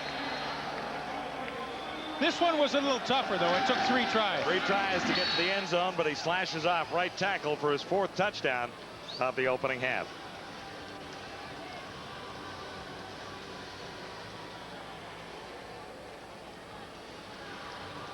Four touchdowns for Robert Drummond, 13 carries, 67 yards. And the Montreal Alouettes have been unable to get on track. And the bad news is Toronto gets the ball to start the second half. First time that the Alouettes have kicked it away. The Argos have all the touchdowns and a 35-0 lead. Mike Pinball Clemens beginning at the 5-yard line. Still tough to bring down. He's out to the 25. A 20-yard return, the leader in all-purpose yards in the CFL coming into this one with 1,214. He's added to that total here. Alan Wetmore making the tackle. And Flutie heads onto the field with a 35-0 lead. You think there's any chance that Flutie's going to make way for Andre Ware to get a little playing time in this one tonight?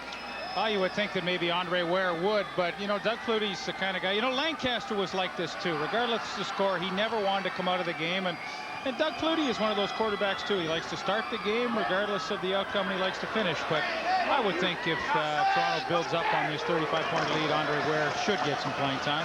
Mike Clemens' first carry coming out of the backfield. Tracy Gravely had him wrapped up. And we told you the story of Tracy Ham in the opening half. He is finished for the night, 1 of 3 for 23 yards.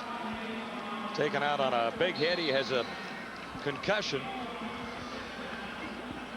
Eric Johnson getting to Tracy Ham as he tried to elude the pressure from the Toronto Argonauts.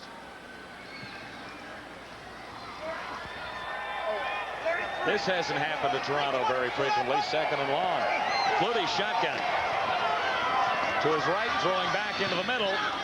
And tight coverage, Tracy Gravely stepped in front and knocked it away. And that's a chance for the interception. Tough throw for Doug Flutie there. He's rolling to his right and throw back across his body. And Tracy Gravely, who's a terrific linebacker in pass coverage, is able to come and slide across. You'll see him come from the right of your screen. Squeeze down that lane. They're trying to hit Daryl Mitchell, but Gravely with a good break on the football, and one of the few times that Montreal's been able to stop Toronto tonight. Mike Vanderjagt has not been in punt formation very frequently.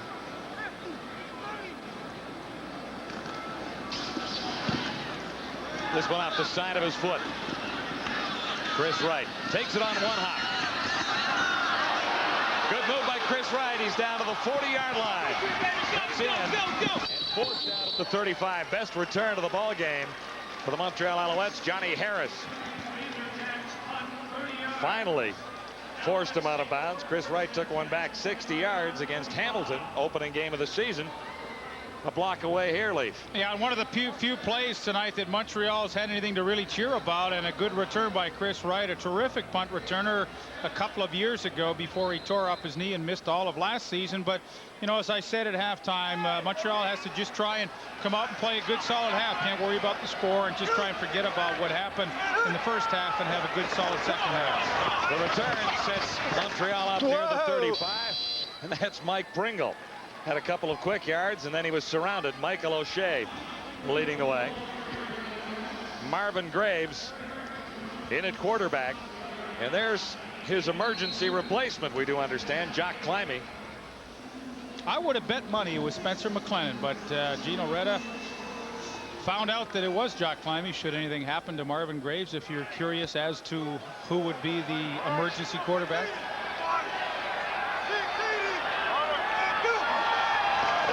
Second down. Graves has Pringle swinging out of the backfield. Big collision as Pringle ran into Adrian Smith. Have a listen to this one.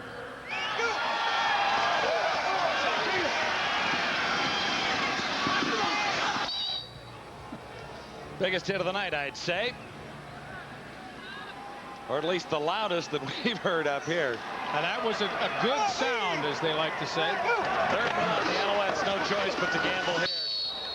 And it'll depend on where they spot the ball. I think Graves might have had forward progress for a first down. He needed less than a yard. Ken Benson wrapped him up, and Graves says, I have the first down. You know, going back to that Pringle and Adrian Smith hit, to hear the sounds of the game. I have some friends at the ballpark tonight, and they're kind of just touring around and having a look at this from all different angles. And I said, the best and the most fun you're going to have is when you get down to ground level live and hear the sounds. And that was a great sound of two guys meeting head on. They did not make the first down. I thought Graves' forward progress might have been enough, but the Argonauts refuse, and the Alouettes give it up on downs. Well, the Alouettes can't buy one here. Marvin Graves on the quarterback sneak, and Ken Benson, 37, is there, wraps him up, and with his good upper body strength just hauls him backwards. And, you know, I don't think it was a bad spot. He just didn't get it far enough. Third turnover by the Alouettes. The Argos have one interception grabbed by Harold Nash.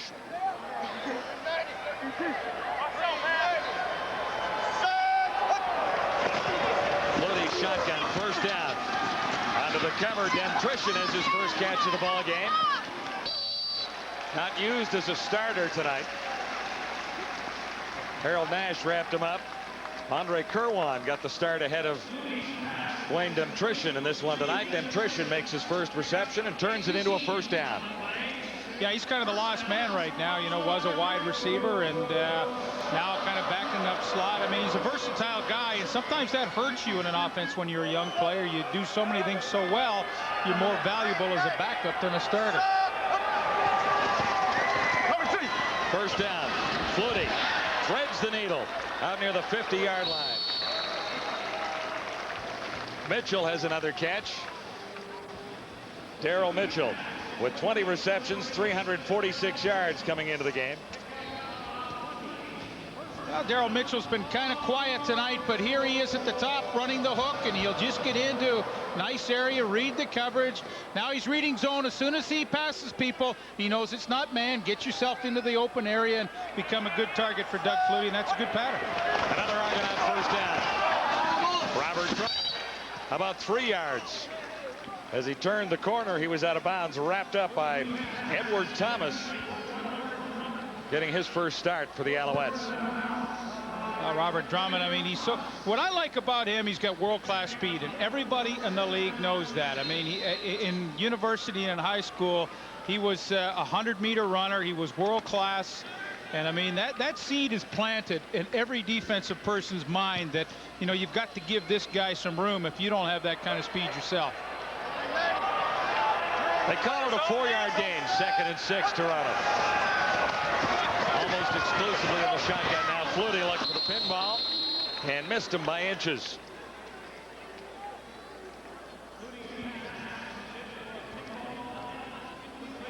How do you stop Robert Drummond? Well, you stop him like this.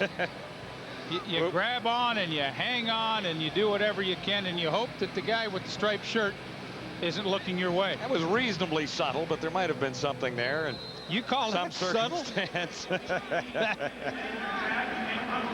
That was anything but subtle. He just didn't get caught.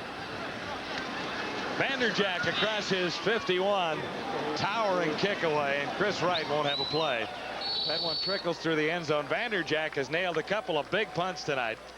One for 51 yards out at the 1-yard line, and that for 52 yards out 1 yard inside the end zone for a single point. Marvin Graves at the control for the Montreal Alouettes with Tracy Ham on the sidelines and looking on from the bench, not remembering all of what happened in the first half. Well, things were going south for Montreal early in this game, and they went a little farther south when Tracy Ham was sacked on this play by Reggie Givens. And watch the helmet take a couple of bounces off the turf, and he was diagnosed with a severe concussion.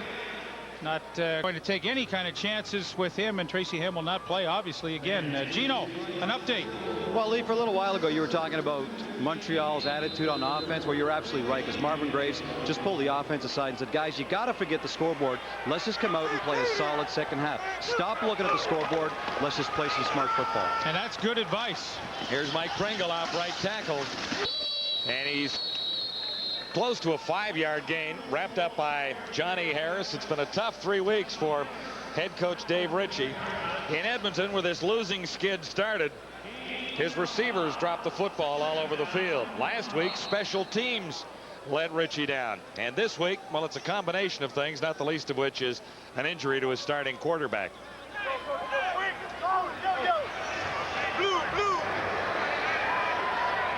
Second and 6. Alouettes at the 39. Marvin Graves has Climby sliding out, and Climby will have a first down. Johnny Harris over to make the tackle. Ritchie was not happy at all with special teams a week ago and sent out an SOS to anyone who wasn't sent on stupid to come play for us. I guess you can read into that what you want. He said they were abysmal at one point, too. And I guess what bothers Dave Ritchie so much is he's always known as a coach who's pretty good with special teams. And his team just did not play at the level he's accustomed to. Here's a first down for the Alouettes. Pringle cuts it back inside after finding the corner closed off, and he's right to midfield. Michael O'Shea, number 50.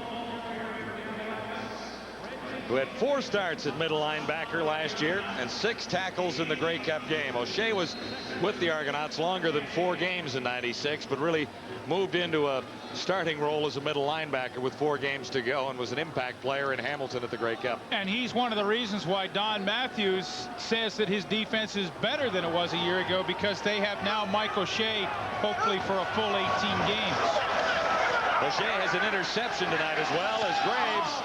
And a receiver dropped the football on him one more time. Well, Lester Smith probably should have had the interception there. Again, rolling right and throwing back against the grain. You're asking for trouble.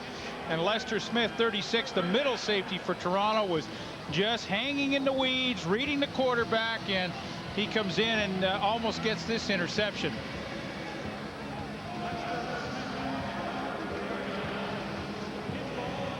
Smith makes the play. The Alouettes kick it away, and the pinball waits back at his 10-yard line. Alouettes haven't had a chance to get on the scoreboard. The pinball waits for the bounce. Flags? Yes, he does. Stepping out of bounds after a 2-yard return. Flutie heads back onto the gridiron with the Argonauts up 36-0 on the Alouettes.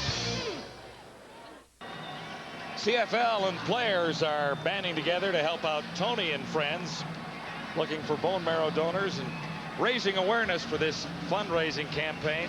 An ex-Argo lineman, Tony Antunovic, has been stricken with a disease and is trying to recover in Vancouver. So every CFL ballpark over the last little while has been trying to raise money and awareness The Lions raised $14,000 at BC Place the other night. The Argos are trying to match that as Flutie goes down, wrapped up by Alfred Payton. Well, one of the few times Alfred Payton has been able to get near Doug Flutie tonight, coming off the corner, and a little hand battle fighting, and he gets in on Flutie, beats the block of the Toronto Argonauts right tackle Jeremy O'Day.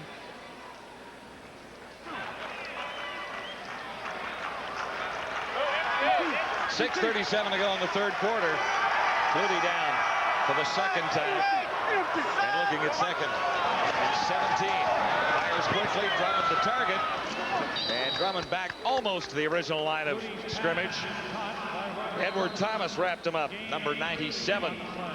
Talked about how long Don Matthews would stay with Doug Flutie with a 35-point lead to begin the second half. And you were talking about Flutie would stay in as long as he possibly could. Yeah, and I think he will. You know, I mean, Don Matthews has never been a guy that worries about trying to protect his players. Doug Flutie wants to play. I mean, they have a good offense. He works all week, and I think he wants to enjoy and deserves to enjoy the fruits of having a great offensive game, and let him stay in there. And I'd be surprised if Andre Ware didn't. If he comes in, probably won't be till halfway through the fourth quarter. Chris Wright returning, but not much there.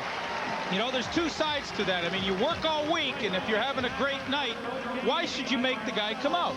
And I think then the other side is you've got a big lead that can't really be overtaken, or at least if your other quarterback came in and threw a couple of interceptions, you got in danger, you could put Flutie back in. But there's a point in time where you wonder if it's worth it to keep Flutie out on the field, and the thought is of injury. Well, sure there is, but I mean, I don't think you can coach that way, worrying about that. I mean, obviously, you know, every head coach has his own style of how he likes to do these, and I know Doug Flutie wants to play, and heck, I guess you got to let him play. Marvin Graves for the Alouettes as Nigel Williams, and Williams slants in for a gain of, well, better than 6, I'd suggest. Demetrius Maxey got over to make the tackle. Marvin Graves began his career as an Argonaut with, was that Obie's year, 94-95?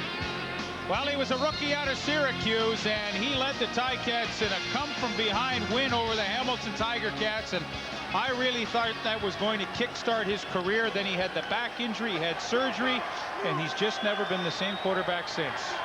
And hasn't had a great deal of playing experience over the last couple of years. Very little in Montreal this year. Opportunity for Chris Armstrong, who took the pass right on the sideline and gets down to the 42.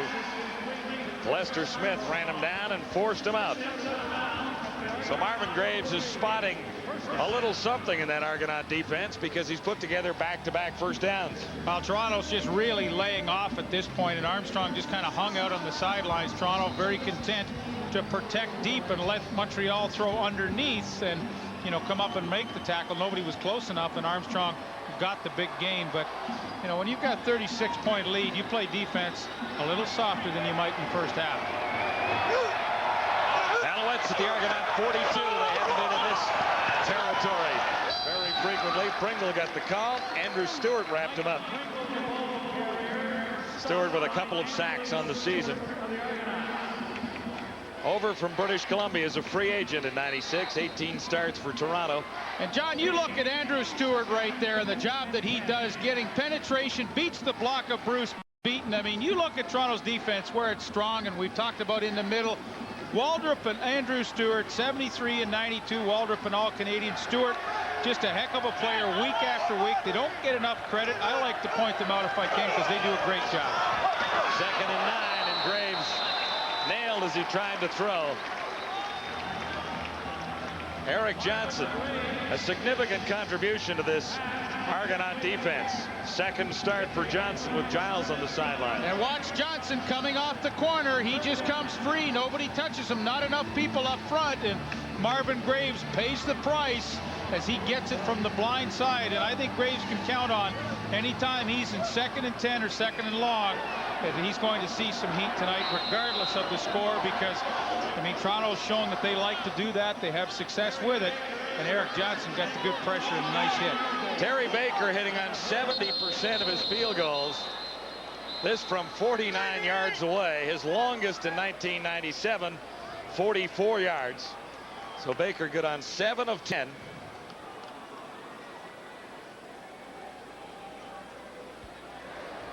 Offside, Toronto number 50. Repeat third down. I think Mike O'Shea did that on purpose because he knew he was a man short.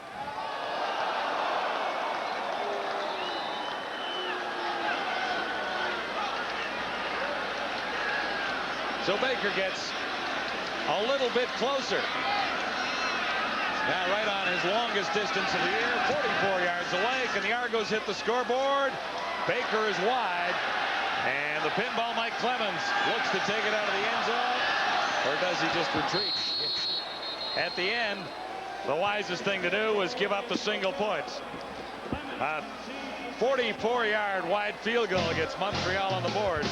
Baker a little upset that that's going to hurt his percentage. Don Matthews has never lost to the Alouettes as head coach of the Argonauts. East Final 1996, November 17th to be exact. And this opening play. Yeah, opening play. Clements all the way for the touchdown. And well, you talk about the East Final. Preseason game was 40-0 for the Argonauts, and tonight they're leading 36-1. For some reason, Toronto has just totally had Montreal's number.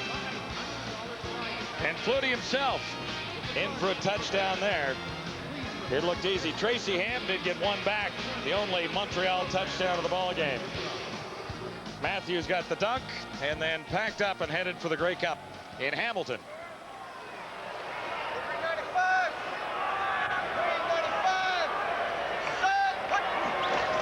3:15 to go, third quarter. Shoveled ahead on first down for Drummond. And he's got about 5 yards. That play has worked a couple of times. Torrey Hunter up to make the tackle. Well, I love this, and the shovel play. And watch Swift Birch out here. I mean, you know, if he goes for the quarterback, which he does, Flutie just runs the pitch underneath on the shovel. I mean, you just can't make the right play. Swift Birch is in no man's land, and if he stays with Drummond, Flutie will just run the ball. And the Argonauts, I mean, it looks like a rather easy play to defense, but for some reason teams cannot do it, and the Argos have made a living with that play this year and all variations of it. It's really an option play, isn't it? Because the quarterback takes it, draws the guy. The defender comes at the quarterback, he shovels it to Drummond. So it's an option, and the defensive guy has all kinds of bad options. Yes, he doesn't have very many. Here's Gino. John, I was just standing next to Andre Ware, and Don Matthews walked up to him and said, unless something dramatic happens, you'll be starting the fourth quarter. So Ware just kind of gave it a pump of the fist. Looks like Andre Ware is going to start the fourth quarter for the Argonauts. Well, I think that's a wise decision at this point in time. There we go. The debate is over. He's going to play.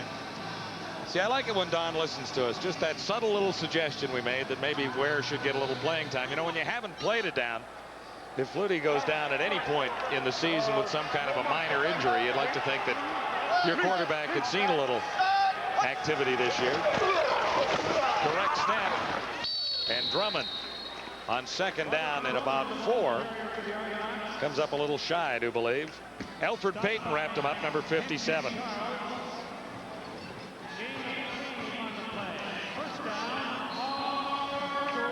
It will be an Argonaut first down.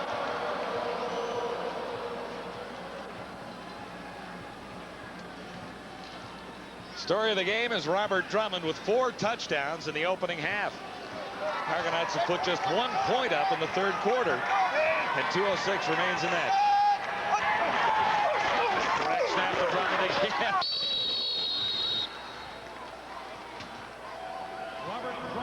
A minute 55 to go, third quarter. Gravely busy tonight.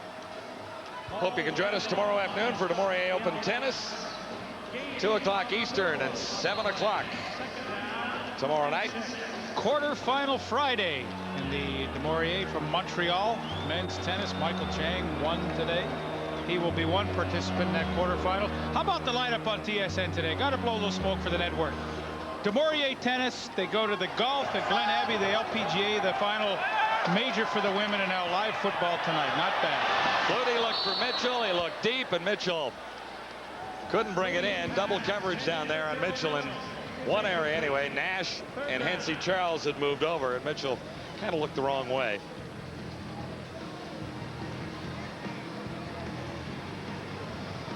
Argonauts wrapped up their dominance of this game rather early with touchdowns in the first 3 possessions. Missed possession 4 and then came back and scored again on their 5th possession.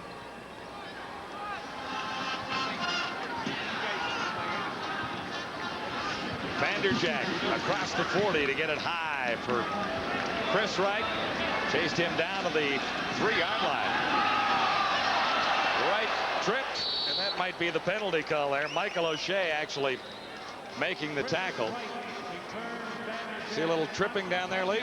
Well, it looked like Donald Smith, as he broke in initially to make the hit on Chris Wright, might have taken one in the back. Illegal block. Montreal number 47. First down. And we'll have a look at the middle of your screen. Coming from the right-hand side, there's 47. Boom, right there. There he is. Hey, cannot do that if you can't get the helmet in front. Every coach will say, do not block. You're going to cost your team yardage. And Stephon Reed, I know he's trying hard. Nobody will ever question that. But sometimes you just got to bite the bullet if you can't get the position on the guy to block him with your head in front. Reed missed last week's game with an injury and is back in the lineup. One of the solid special teams players for the Alouettes. So here Montreal begins. Back inside the 5, first down. Pringle. Nice run for Mike Pringle, who gets out across the 20 to about the 23-yard line. Pringle has run hard and picks up 20 yards there. You know, this is almost a silly comment to make, but what a difference in this game had Montreal maybe been able to start the game this way, with running plays like this, as Bruce Beaton leads Mike Pringle up through the hole, and they get an excellent gain on that. But if they could have started in this fashion, who knows how this game might have turned out. That's what we anticipated.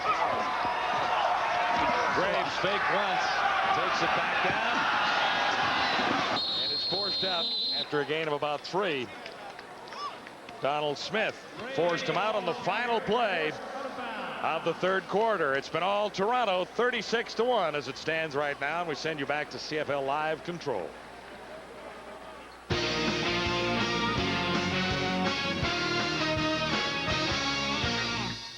Welcome back, CFL Live after 3 quarters. We'll talk about football in a second, but this being the Major League Baseball trading deadline, we do have some news to report. The Toronto Blue Jays have swung a deal with the Seattle Mariners. They acquire outfielder Jose Cruz Jr., currently batting .269, and they do part finally with Mike Temlin, who's always been the subject of criticism and some praise earlier on. Paul Spoljaric, the lefty, the Canadian, also off to Seattle. We'll have more on that on Sports Desk. Back to the football game, and we heard, Obi, that Andre Ware will get some action in this quarter to come. Good call? Yes, I think that's a smart call by Coach Matthews. I think it's an opportunity to give your backup quarterback a chance to play and get some valuable game experience in case the worst happens, or you know, just to give him a chance to run the offense. You know what? I can't believe that Toronto gave up a single point.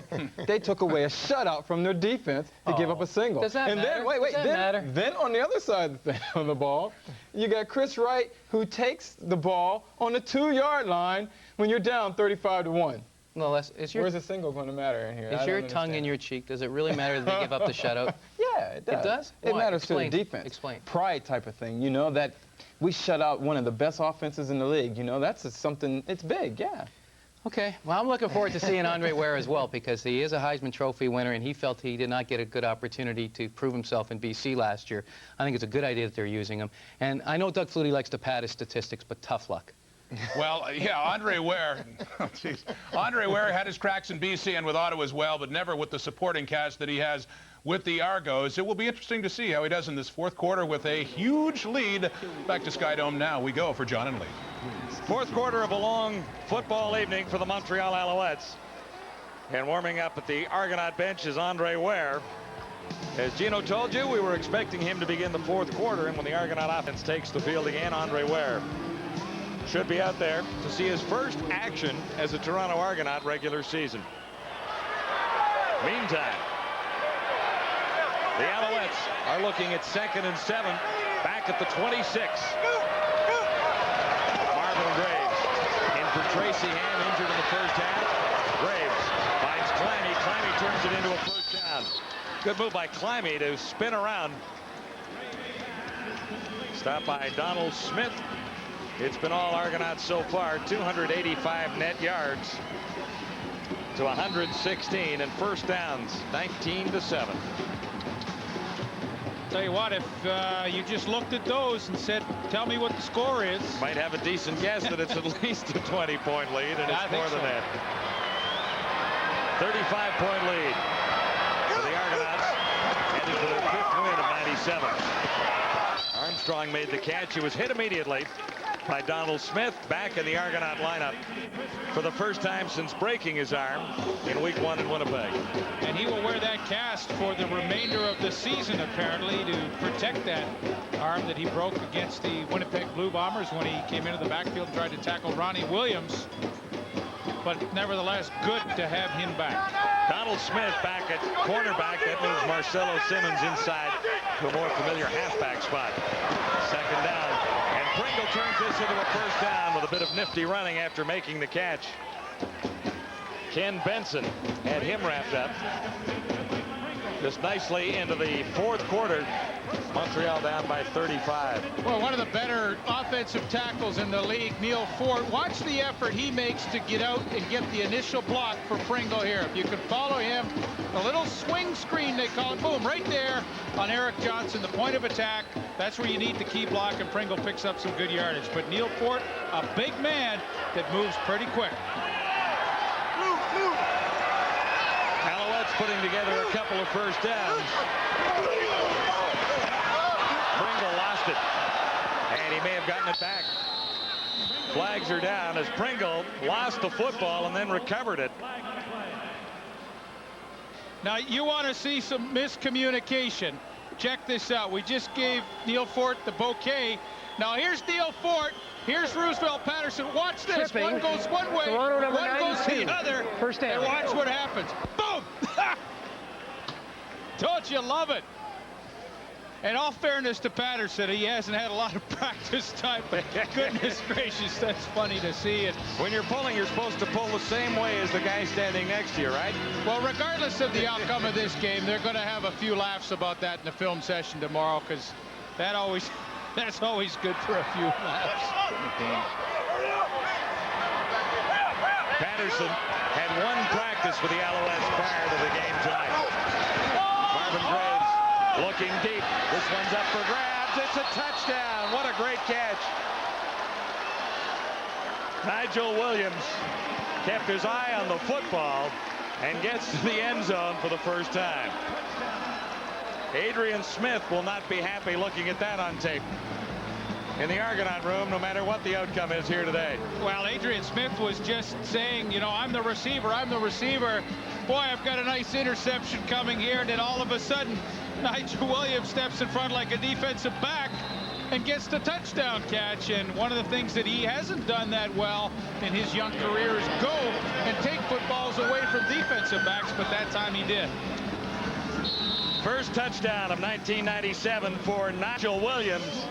It may be too little too late for the Montreal Alouettes, but at least it's something to build on.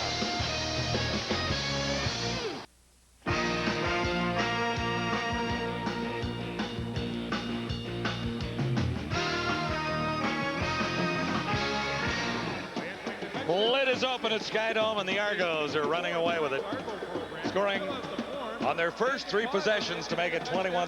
It is now 36-8. Toronto leading the Montreal Alouettes. And Terry Baker gets set to kick off after the Alouettes' first touchdown. A long strike to Nigel Williams. The pinball, Mike Clemens takes off. A seam opens up. He's got a couple to beat, and he's tracked down at midfield from behind. Markers back at the 20. This one will not count for all the yardage the pinball had accumulated. Alan Wetmore made the tackle. And first service as an Argonaut for Andre Ware, number 11. Doug Flutie won the Heisman Trophy in 1984. Andre Ware won it 4 years later, or 5 years later in 1989. And I think the interesting thing to note here is the one person who really wanted Andre Ware in Toronto was offense coordinator John Jenkins, because when Andre Ware won his Heisman Trophy in 1989 at the University of Houston, John Jenkins was the head coach and obviousobviously has some good memories of this quarterback. Felt that his skill level had not been represented properly in his playing time in the league. And there's John Jenkins in the center of your screen with the headset on. And, you know, I'm sure John Jenkins is as interested as anybody tonight to see how his quarterback performs. Ware has not thrown a pass during a regular season game for the Toronto Argonauts, and he still hasn't. Well, I guess he did get that one away. Sort of. Alfred Payton had him tracked down. And Alfred Payton came a long way from the backside to make that play on Andre Ware. And here's Payton right up at the top right there. And watch how far he's going to come to make this play all the way around. 97 or 57. They fooled me. Yeah. He didn't have to go all the way around. He sort of slid through there. But it was a nice circle you drew, Lee. It was a great circle, wasn't it? That. I got caught. Second down and a whole bunch for the Argonauts. Doesn't happen often, but I got caught.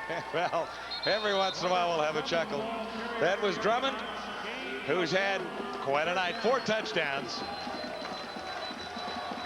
Don Matthews edging ever closer to that record of 147 victories by a CFL head coach. After tonight, he will be 5 away from Frank Clair's milestone. Said so many years ago, that's back a couple of decades that record has been standing. Alouettes will get good field position as Wright stands at the 45. Vanderjagt, though, lifts this one all the way back to the Alouette 45. Wright gets back to midfield almost, wrapped up by Marcelo Simmons.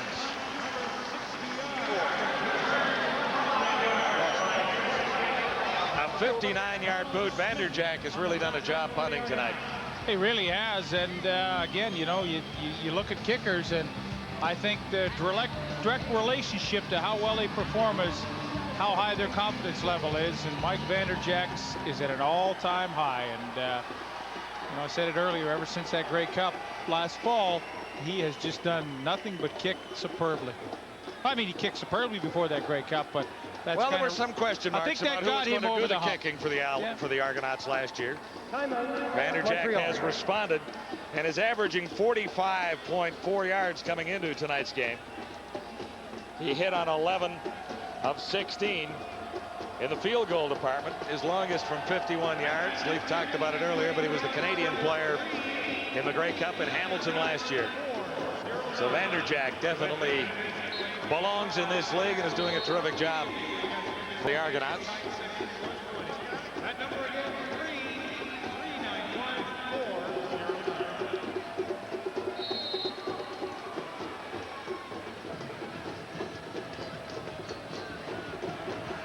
Alouettes had to call a timeout to get the right formation on the field.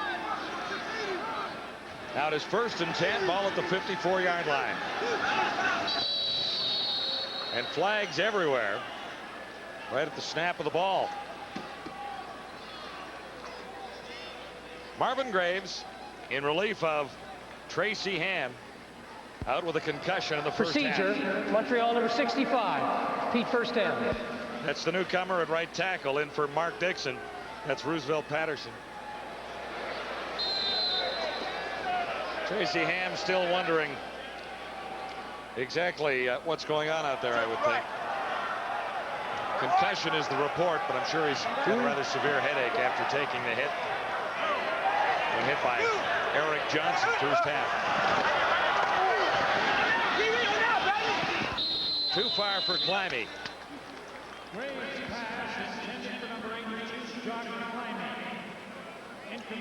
Well, it's a frustrating night for Dave Ritchie and his club. I mean, you come off 2 losses in a row. Your team is banged up, and you have to come to Sky Dome, where the Argonauts have not lost a game this year and only lost 1 of their home games a year ago. So you know it's a tough place to try and sneak out with a victory to begin with. But yet to have a night like this, I mean, this is it's a frustrating night.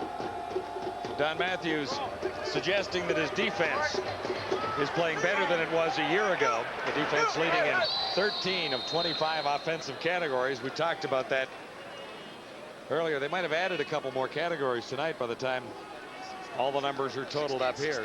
You know, you talk Offside. about Toronto number 91. Second down. You talk about statistics and accolades that you can give the defense. Their secondary is the best in the league at pass completion percentages. You know, they're only allowing, coming into tonight, 53% of passes completed against them. That is the best. But they're 6th in sacks and they're 7th in interception. They have that one by Mike O'Shea tonight, but it tells me they get enough pressure up front with getting interceptions and sacks, and still they're the best secondary in the league. Graves, and it's picked out. The pass was fired low, and Adrian Smith is in the area.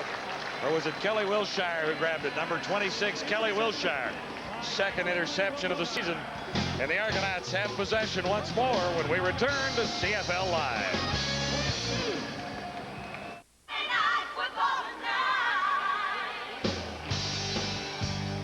Friday Night Football. Blue Bombers, Stampeders, equal records thus far. Showdown McMahon Stadium tomorrow night. 9 Eastern, Gordon Miller, David Archer, Glenn Suter for that one for McMahon. Important game for both teams. Shoveled ahead. Andre Ware with a page from the Flutie book. Kelly Wilshire comes up with his 2nd interception of the year, getting some playing time, and does a nice job to step in front of that Marvin Graves pass and pick it off in front of Chris Armstrong. And Marvin Graves frustrated. You know, his receiver did not fight back through the football. Maybe not a great throw either. Boy, you look at Toronto's depth with young rookies, and, you know, maybe after this play we can talk about it, because Eric Tillman and Don Matthews have done a terrific job upgrading the rookie Canadian talent on this team. Robert Drummond. A little bit of an option there from Andre Ware, and Swift Birch contained it well. Talking about rookies, well, you got on the Argonauts. There's 3 on offense. Well, Jeremy O'Day and Chad Folk on the offensive line. Good job by Gravely here to not get fooled by Drummond, turn him back inside. But you got Kelly Wilshire, who's played and filled in and done a nice job. Andre Kerwin, who now is starting at wide receiver. You got Matt DeBuck in the backfield. All new rookie Canadians to this team this year, who have all made a contribution already in 6 weeks at one time or another. So you look at this team that was good a year ago and how they've made it better. They've done a phenomenal job. 5 Canadians to get onto your roster in one season is something to be said about that. But when they are making contributions, it's really an amazing story for the Argonauts. You know, for Don Matthews, you know, it's easy to talk about the things that please you about their team, his team, because there's so many. But, you know, he really did emphasize that yesterday in our conversation, that, hey, look what we've done to upgrade our young Canadian talent. And it's true, they really have. Vanderjack has 3 more for the Argonaut total. A 47-yard field goal. And Mike Vanderjack, 4 of 5 last week, is good on 12 of 17 so far this season, with Doug Flutie holding. Flutie on the sidelines for the 4th quarter. Let's bring in Gino. John, I just talked to Doug Flutie a few minutes ago, and I said, tough to come out of a game, and he said, I hate coming out of the game. I don't care what the score is. I hate coming out. But you know what? He went on to say, the Alouettes are getting a little chippy right now. It's getting a little rough. They're going low. They're going at his legs. So he said, it's probably just as well I am out of the game. Well, that's his feelings, and that's exactly what you said he would be feeling. But I still think it's not a bad idea to get at least a little playing time for Andre Ware. Yeah, you know, how can you disagree with giving Andre Ware playing time? I mean, there's no great answer to that. Yeah, you probably should, but sometimes Doug just doesn't want to come out, and I don't blame him. The other quarterback comes off the bench as well, Marvin Graves. And he has Nigel Williams. Graves, though, an injury substitution for Tracy Ham. Out in the first half, Donald Smith wrapped up Williams there. Nigel Williams, 10 receptions for 104 yards in the season. 6 equals 71 last week. And he's been fairly active tonight. And like all young receivers, you know, he still makes some silly little rookie kind of mistakes. He's in his second year. He's a great target, 6'4", 206. Made a great touchdown catch tonight, but he still does the little things wrong every once in a while, like not coming back to the football and hooks and outs. And, you know, that frustrates a quarterback like Tracy Ham. We talked about that before the game, and everybody knows he's hopefully going to be good with his raw talent. But will he have the discipline to be a really good receiver in this league? And there's a lot of little subtle things that you have to learn, and he hasn't quite mastered that yet. And when your quarterback tells you to come back to the football, you better listen. You might not see a whole lot of footballs come your way for a while. 2nd and 6. Graves won't get it away. Reggie Gibbons, 38. All over the Montreal quarterback there. But they've done a nice job with Eric Johnson tonight. I mean, they haven't brought him a lot, but when they have, he has really been able to get in and get some pressure. He's the one that makes Graves step up into the pocket, and when he does, Reggie Gibbons, who's been tireless in his pass rush, is waiting there to make the tackle and get the sack. But he should give half of that to his buddy Eric Johnson, because he flushed him up the middle where Gibbons was waiting. Whistle down on early movement. 3rd down punting situation for the Alouettes. 6:01 to go. Final quarter. Long night for the Alouettes, who fell behind 21-0 and 35-0. Actually, it was 36-0, I believe, before they got their first point. Well, this is one of these games when you're winning like this, you have to really talk to yourself to keep the intensity level up. So you go full speed and you try and prevent anything happening to your players. Pinball looked for a block and got it to turn the corner. But it was a long run for a 5-yard gain. Alan Wetmore leading the Alouette tacklers once more. A 42-yard punt. Less than 5 minutes remain in Toronto.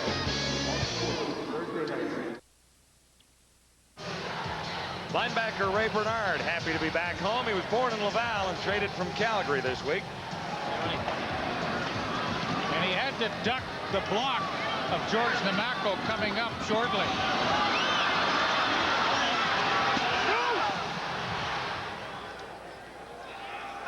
That's good sound. Argonauts have their hands on the football one more time. This is Andre Ware at quarterback. Away from the initial pressure of Birch. Slowed down, but still standing and still running. Able to step out of bounds. After a gain of 7, maybe 8 yards, Paul Randolph finally forced him out. Well, not surprising that Andre Ware is a terrific runner as a quarterback. John Jenkins, of course, at the University of Houston. The Cougars had the run and shoot style of offense, so Andre Ware was asked to do what he just did on many occasions in his Heisman Trophy year of 1989. Andre Ware started in the Canadian Football League elsewhere. And did not look good. In Ottawa or British Columbia, really. Right. 4 starts for BC last year and didn't lead the Lions to a great record at all. Robert Drummond is still in there, churning out the yards. 4 touchdowns in the opening half for Drummond. Swift Birch has had a big night tonight. We've mentioned his name a lot. He's an ex-Argonaut, too. Number 90 in on the stop there. No, you start talking about players in a game like this who maybe should get some playing time. I'm surprised, and maybe he's nicked up a little bit, that we haven't seen Matt DeBuck, the other running back that the Argonauts have. A little guy kind of like Mike Clemens, 5'7", only 170 pounds. But I expected to see some playing time from him tonight, and he is yet to be in there other than special teams. Ware on first down as Mitchell.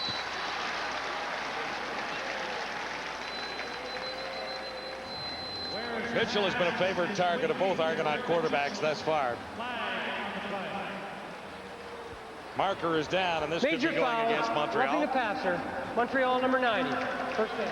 Wow, and give Andre Ware credit, because he could see this hit coming from Swift Birch. It's a little late. Here comes Birch on the speed rush to the outside. But give Ware credit. Watch as he stands in. He knows the hit's going to come. But he delivers the strike still to Darryl Mitchell. And I mean, he got sandwiched between Payton and Birch. And that does not feel good. Another Argonaut first down. As a result of reception and penalty, the Argos are set up at the 36. 39-8.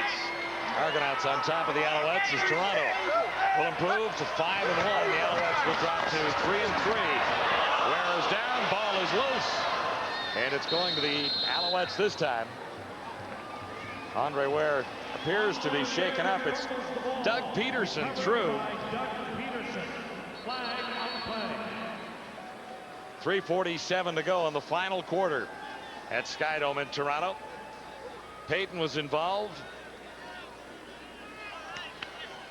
Well, here comes Alfred Payton at the top of your screen, working on the rookie, Jeremy O'Day, and he just blows by him. Actually, he's going to make the fumble. The fumble recovery. Create the fumble on Andre Ware right there. Doug Peterson, if he'd have been able to get the handle on that, would have been a good foot race. Montreal 94.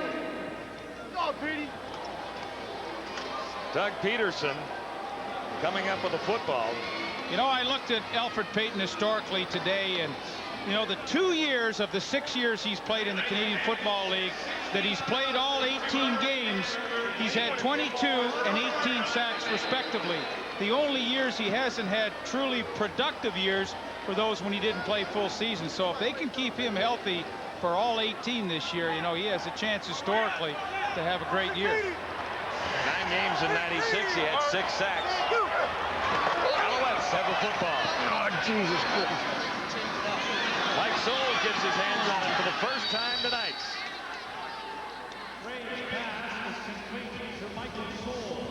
The other game tonight, Edmonton hosting Saskatchewan. Here's Rod. And John, after 1 quarter, Saskatchewan leading Edmonton 11-7. Chris Zarka taking a pass from the starter Reggie Slack, a 1-yard touchdown. 2-point convert. Kevin Mason was the quarterback there, finding Lamar McGreg's. Tony Burse has answered with a touchdown for the Eskimos. The 4-1 Eskimos trailing in the second quarter. Now let's go back to Scott. That game looked to me like it was the game of the week. Edmonton and Saskatchewan on target down to the 30-yard line. Jock Climby makes the catch with 3 minutes to go on a long football evening for the Alouettes at Skydome in Toronto, and a long, long night for the head coach, Dave Ritchie.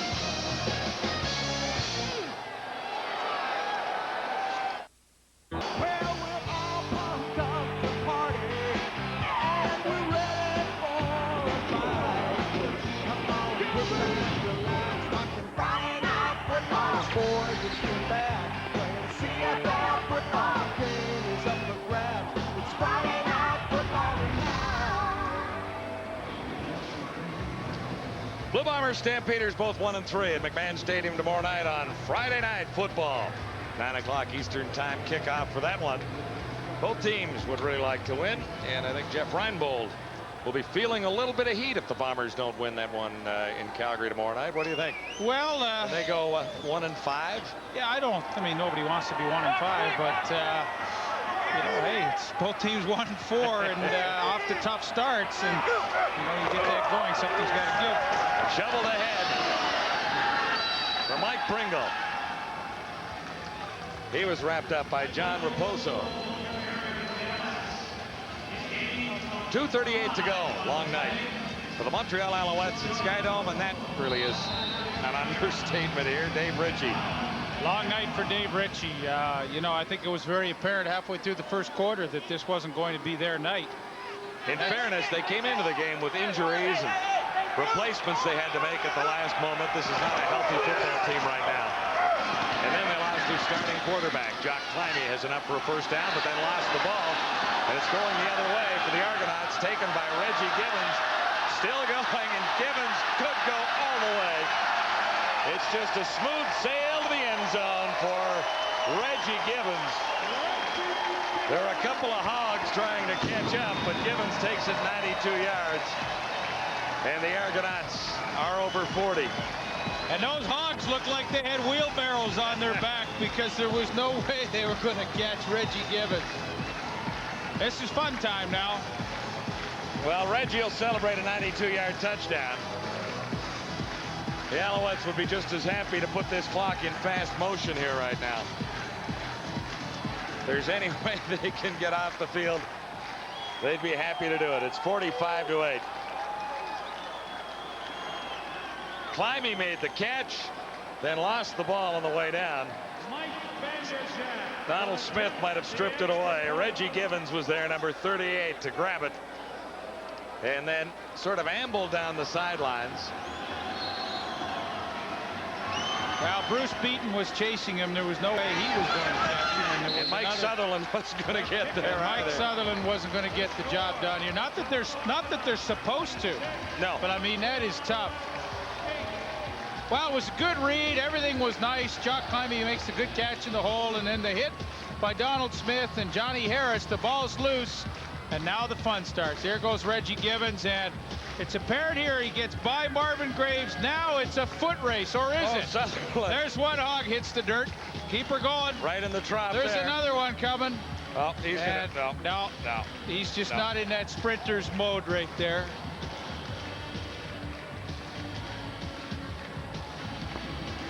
So Reggie Givens has another touchdown for the Toronto Argonauts. Givens. You know what you have to like about Reggie Givens, too? I mean, last year, he's the middle linebacker. O'Shea comes. He moves to the outside where he's a better player. Now Giles gets hurt. Reggie Givens moves to rush end tonight and has a whale of a game. Couple sacks. Now he picks up a fumble and goes for the touchdown. And, you know, I mean, anything that they ask him to do, he does, and he does it at an extremely high level. And Jock Climby sums it all up for the Alouettes tonight. That's the kind of evening it's been. It was a quick start for the Argonauts. Take Tracy Ham out of the offensive scheme for Montreal, and it's going to be a long night. That was predicted, and that's exactly what it has been. 46-8. Mike Pringle tries to escape. Is that Givens over there trying to make the tackle, or Lester Smith? I guess Smith, 36. I think Givens is getting a well-deserved rest. He should be. I looked up and wondered if it was 38, but it was 36. Marvin hasn't had much to celebrate so far as the backup quarterback stepping in for Tracy Ham. Graves' numbers have not been spectacular.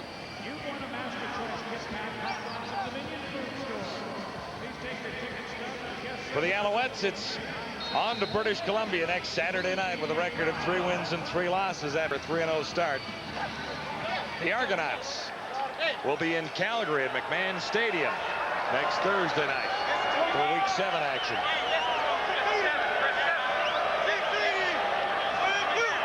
A minute 56 to go, fourth quarter, as Graves stands in on target. Climby makes the catch, hanging on here. Eric Johnson on the tackle. Johnson was the one who sent Tracy Ham to the sidelines. Our post-game live from CFL football control. And they're probably going to say what we've said. Montreal had a tough night. Toronto played extremely well. First half, the Argonauts were almost flawless on their first 4 of 5 possessions. Armstrong on the far side.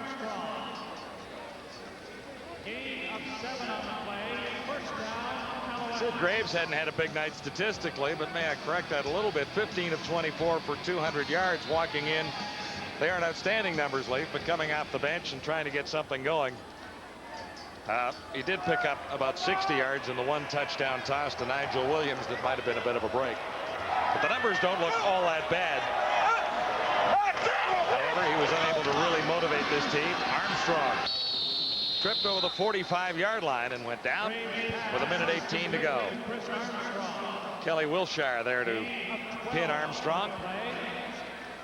And Brendan Rodgers now getting some playing time at middle linebacker for Mike O'Shea. Kelly Wiltshire now in the ball game. And I'll tell you what, as a nickelback, he has done a nice job. There's Brendan Rodgers, a career special teams player.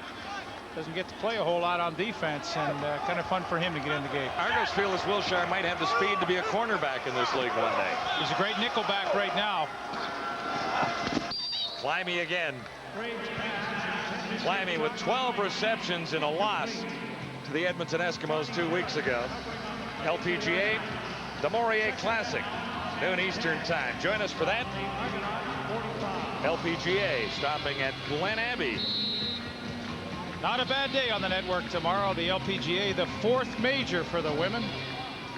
We got quarterfinal action from Montreal at the Maurier Tennis tomorrow afternoon and tomorrow evening, and then Friday night football with Winnipeg and Calgary. Pretty good day of programming. 2nd and 10. Alouettes at the 45. With a minute 2 on the clock. Marvin Graves knocked off the ball a little bit and then looked to find Pringle, but there was tight coverage there. Again by Eric Johnson. Johnson making his 2nd start. You know, I asked Don Matthews about Eric Johnson yesterday, and how did he fine-tune his skills at training camp. He said, well, what we told him to do was to watch Ken Benson and learn from him. And he said after a few weeks we'd look out there and we got 27, we got 37. We really couldn't tell who was different. So when they bring him into the lineup as they have done tonight with an injury situation, they feel like they haven't missed anything, and he's had a big game. Play action fake. Graves over the middle, and the target was Wrights. He got tangled up with an Argo defender. I'm not sure exactly which one it was. Brendan Rodgers was in the area. So was Eric Johnson. 46 seconds on the clock, and this thing will come to an end mercifully for the Montreal Alouettes. Oh, Brendan Rodgers right in the middle of your screen. He's just looking for somebody coming across the middle at this stage in his drop, and they just kind of collide. Some people say, well, is that interference? To me, it's just incidental contact. And I would think there was the perfect call there, no flag, because I'm sure like that Brendan no flag stuff. Brendan didn't see anyone coming to his right. Argonauts ready to wrap up their 5th win of 1997 and take 43 seconds off the clock. Argos in defense of their Grey Cup. Doug Flutie played 3 solid quarters. Didn't really want to come out of the football game, but felt maybe it was about time to take a little bit of a break after racking up all the points necessary. Make way for another Heisman Trophy winner, Andre Ware, to come in and get a little playing time.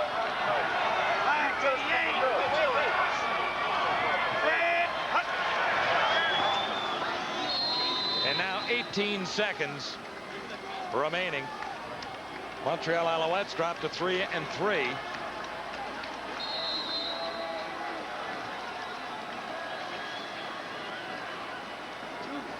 Don Matthews, 1 win closer to that legendary mark set by Frank Flair a couple of decades ago in the Canadian Football League.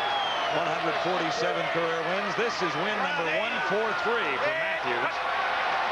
An impressive CFL career as a head coach, and doubly impressive as the head coach of the Toronto Argonauts.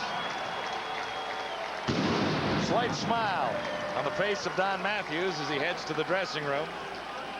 Yeah, and I think he should be pleased. What he asks his team to do every week is to give it 100% at least throughout the game. Play better than you played a week ago. And although the Toronto Argonauts won out in Vancouver last week, which was a place they hadn't won in a while, I think they played an even better game tonight. And that's all he asks and expects from his players. And I don't think there's any question that they delivered that for him tonight. When you look at the Montreal Alouettes, Climie and Mazzati, 2 great Canadian receivers heading out together, you have to feel a little concerned for Dave Ritchie losing 3 in a row, and then wonder about the injury situation in Montreal. It is pretty tough to win in this league when your starting quarterback hits the sidelines in the opening half. Mike Clemens and the Argonauts celebrate 1 more win. Toronto now 5-1.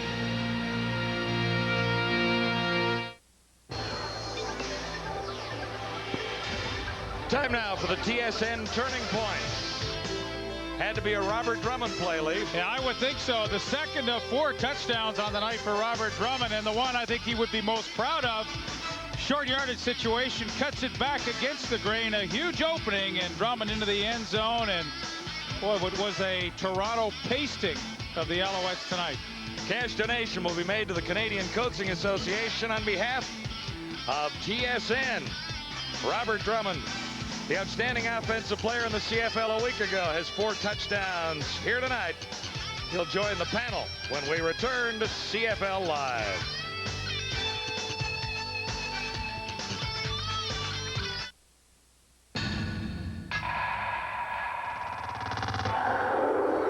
Donovan Bailey loves the 100. The Maple Leaf 100% all-meat Frankfurter. They aren't like typical all-beef hot dogs because all beef isn't always all meat.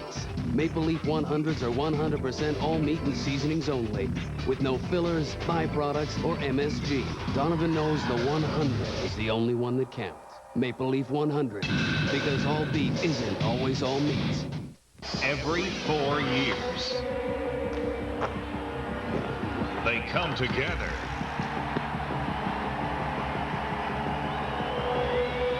to face the challenge. The game of a lifetime. To become the best. 1997 Canada Summer Games begins August 9th. TSN.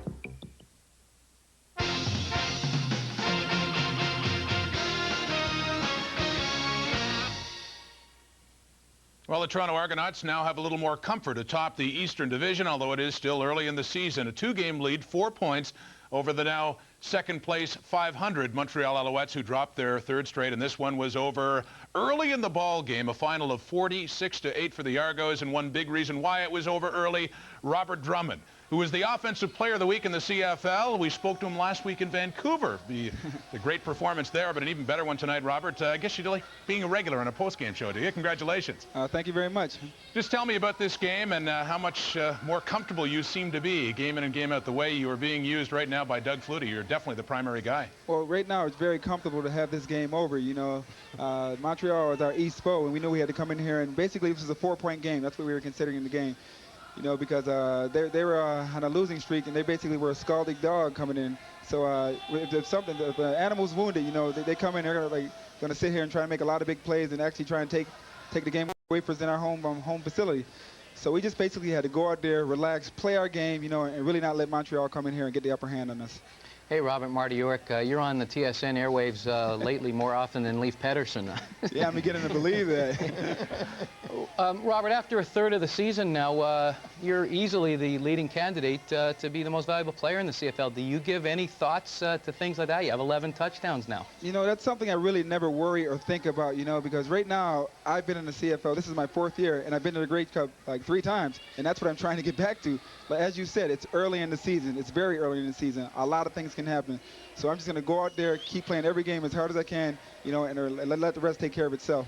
Robert, it's Les. How you doing, Les? Not bad. Can you tell me what Montreal did to you guys defensively? Did they try to play you guys like the last 3 teams played you, or was it more man? It seemed as if they were going a lot more man tonight, you know, but the last 3 times we played Montreal, it's basically been blowouts. You know, for some reason we seem to have Montreal's number, you know, but that's something we really don't think about going into games. You know, we know Montreal, as I said before, is our Eastern foe.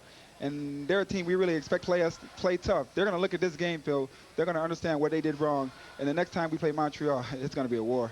Robert, it's Bob Obilovich here. Hey, Bob, how you doing? Good. I wanted to ask you, I mean, we see what's happening with your offense. Doug's using all you guys underneath a lot on the crossing routes and the delays and the shuttle pass and all that stuff.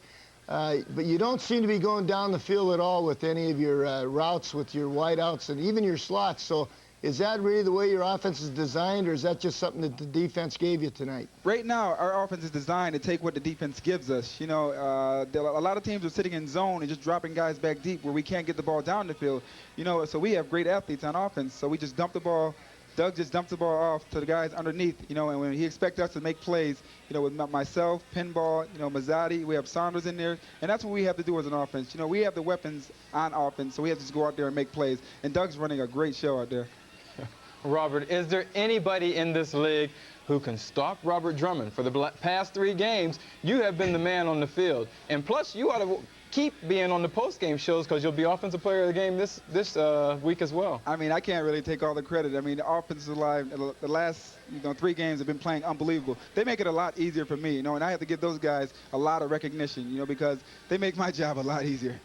Robert, I'm glad you said that, because as a running back, that offensive line is so important. But Guy I really appreciate watching here in the box and watching the games with your team is Mike Kislak. I don't think I've ever seen a better center play in the Canadian Football League. It's weird because I'm so in sync with Flutie and Kislak that it's amazing. I mean, we can walk to the line and we can almost feel what the other one's thinking, so it makes things a lot easier for us. Robert, one of the things that we've talked about, it's been discussed before that you were a backup to Mike Pringle in Baltimore. Now, of course, the offense was different there, but just tell me about, how you and Mike are as friends, but also do you get a little added motivation remembering those days with the Stallions when you go up against him? Mike's a great friend of mine, but I think the situation in Baltimore, whereas we had two very, very talented running backs, whereas I could play fullback. Mike really couldn't play fullback, so they kept him at the halfback position. They moved me to fullback where I could be a lot more versatile at fullback, and I understood the situation. I understood my role, and we went to two great clubs doing it, whereas when I came here, there's no more Mike Pringle, so now I took over the sole possession of the running back role, and I'm glad I came here. I know they are too. Yeah, I have a feeling Don Matthews and the Argos are as well. Well, listen, there's a game going on right now, 2 more to go, but I'm with Les. It's going to be hard to imagine anyone else but you being named Offensive Player of the Week for a second time. Congratulations on a great show tonight. Thank you very much. Robert Drummond with 4 touchdowns on the night. By the way, after week 5, these were the stats for touchdowns. Drummond with 7, Mike Pringle with 6, but now I imagine Robert Drummond isn't going to be touched for a little while with 11 TDs and Pringle with none on the night. It'll be just sheer dominance. This one was over early in the game. And what do you do if you're the Alouettes right now? Well, I think Coach Ritchie and his coaching staff, they're going to have to get together and evaluate their team's performance and try and figure out if they can make a change here and there to maybe improve. Offensively, they've definitely had problems not having a wide-up, but we've talked about that a lot, so I'm sure they're concerned about that as well. And defensively, they got to look at how they're going to stop people. But keep in mind one point. They've played the 2 best teams in the Canadian Football League the last 3 weeks, so that says something in itself as well. And the best defense in the Canadian Football League tonight. For everything Robert Drummond and Doug Flutie do, you have to remember the #1 defense in the CFL belongs to the Toronto Argonauts. One of the leaders of that, Mike O'Shea, joins us now from Sky Dome. Congratulations on the game again tonight, Mike. And Don Matthews alluded to it. This defense is better than last year's. Would you say that's true? Well, we seem to be rallying quite a bit. We lost in Saskatchewan kind of perked us up, and the guys really fly around. Good game plan, and got to give credit to the offense. We're really getting a good break on the sidelines, catching our wind. We can go out there, we can play every special team, and make tackles on defense and be fresh. Mike, it's Marty York here. Les Brown was saying that defenses don't like to give up any points at all, and that a shutout really matters. Now, when you guys gave up the single and then the subsequent touchdown, does it really matter in this kind of game? I think it does, because we gave it to them.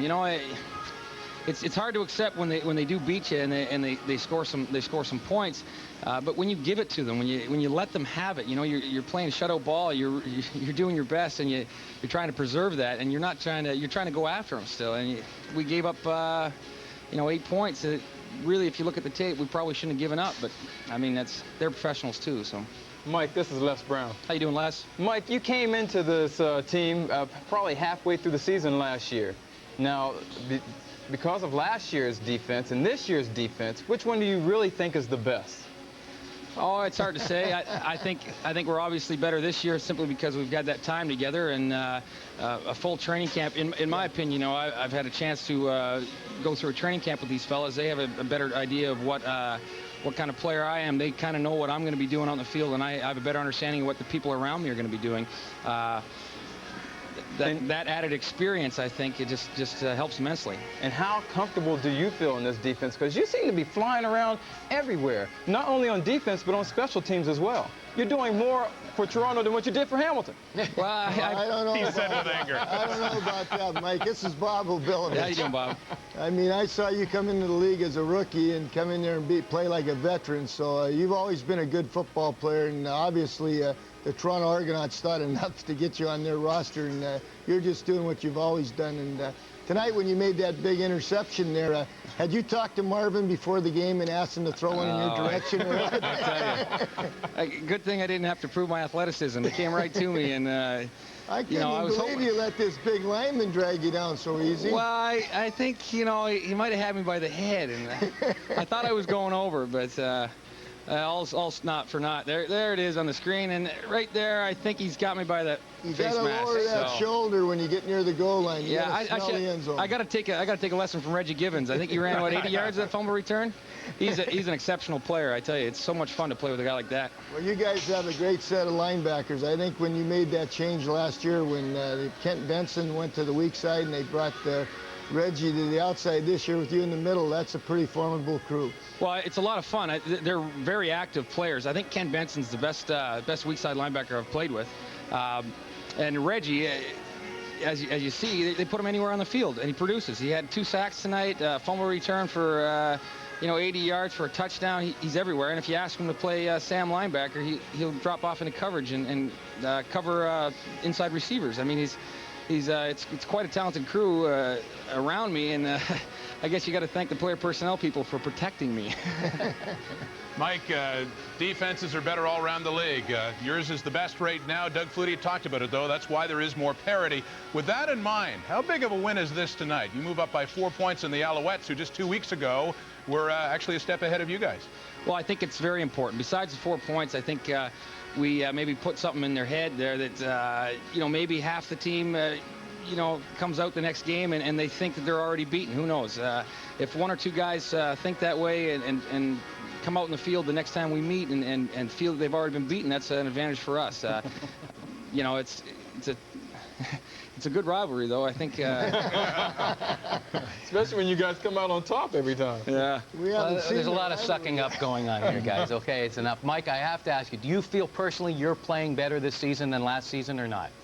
I don't think so. I don't think I've sort of reached my potential yet. For me, the adjustment is playing that cowboy front up in the line, and I think I'm getting better at it. And I think every time I watch film, I see some things that I can do better. But it's pretty tough up there in the line. I'm not carrying a lot of weight compared to some of those linemen. Well, the #1 defense even got a little bit better tonight. Mike, congratulations. Just 8 points. And I know you guys aren't happy about it, but maybe you can work on that a little bit more and shut them out next time. Thanks a lot. Thanks a lot, fellas. Thank you. Mike O'Shea, who came so close to scoring some points of his own with that interception down to the goal line, but a big Argonaut victory. Great on offense, great on defense. 46-8, and Robert Drummond leading the way. As far as the points go, he had 4 touchdowns, and here's a look at Drummond's numbers. All 4 touchdowns, those carries. A big night for Drummond. Number 29 leading the way, and the Argos winning big time over the Alouettes. CFL Live has more post-game after this.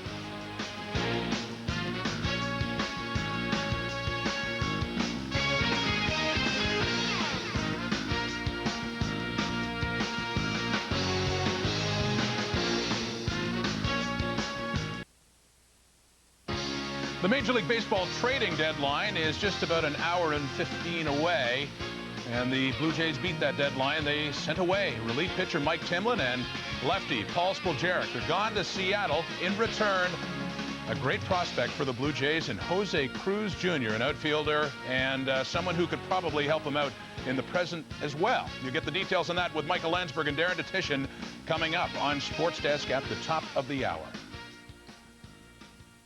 Well, it was sheer Argo dominance, just the way it was last November in the Eastern Final. 46-8, the final here over Montreal. With their thoughts, back to Skydome now for John Wells and Leif Pedersen. Well, Rod, I just don't know where the Alouettes go from this point. I don't imagine that Tracy Ham is going to be available for next week's game from what we saw here. So now all of a sudden it's back to the drawing board and there are other injuries. So, I mean, this is a team that started 3-0 and has lost 3 straight. You know where they go? They go to Vancouver next week, and it's not going to be any easier for them. And, it's tough. You lose 3 in a row like this, and you lose 3 actually ugly. I mean, it's tough to regroup, and next week's not going to be any easier. But Vancouver, you and I will have them on Saturday with Hamilton. Well, I think that's going to be rather interesting if you look at the Tiger Cats and the BC Lions. But let's roll in the stats and let the Alouettes fans weep about exactly what happened here in this one.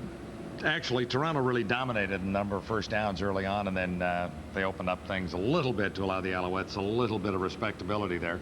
Those are not really a true indication of what went on this football field at Skydome, right? this evening. Well, the net yards are totally misleading because Toronto dominated the game. Time of possession, which sometimes is a great statistic, sometimes not. Tonight it really was, because in the first half, Toronto absolutely had their own way. And hey, listen, this is a great football team. I said before the game, this is a tough team to bet against, and tonight they covered the spread so easily. And I mean, you know, hey, this is a great football team. Well, when you open up with a 21-0 lead and then end up by leading 35-0, there's really not much anyone can do. And when the #1 quarterback is on the sidelines, heck, it's over early. Makes for a long night at Skydome. Yeah, it really does. And Donnie Matthews, hey, this is a good football team.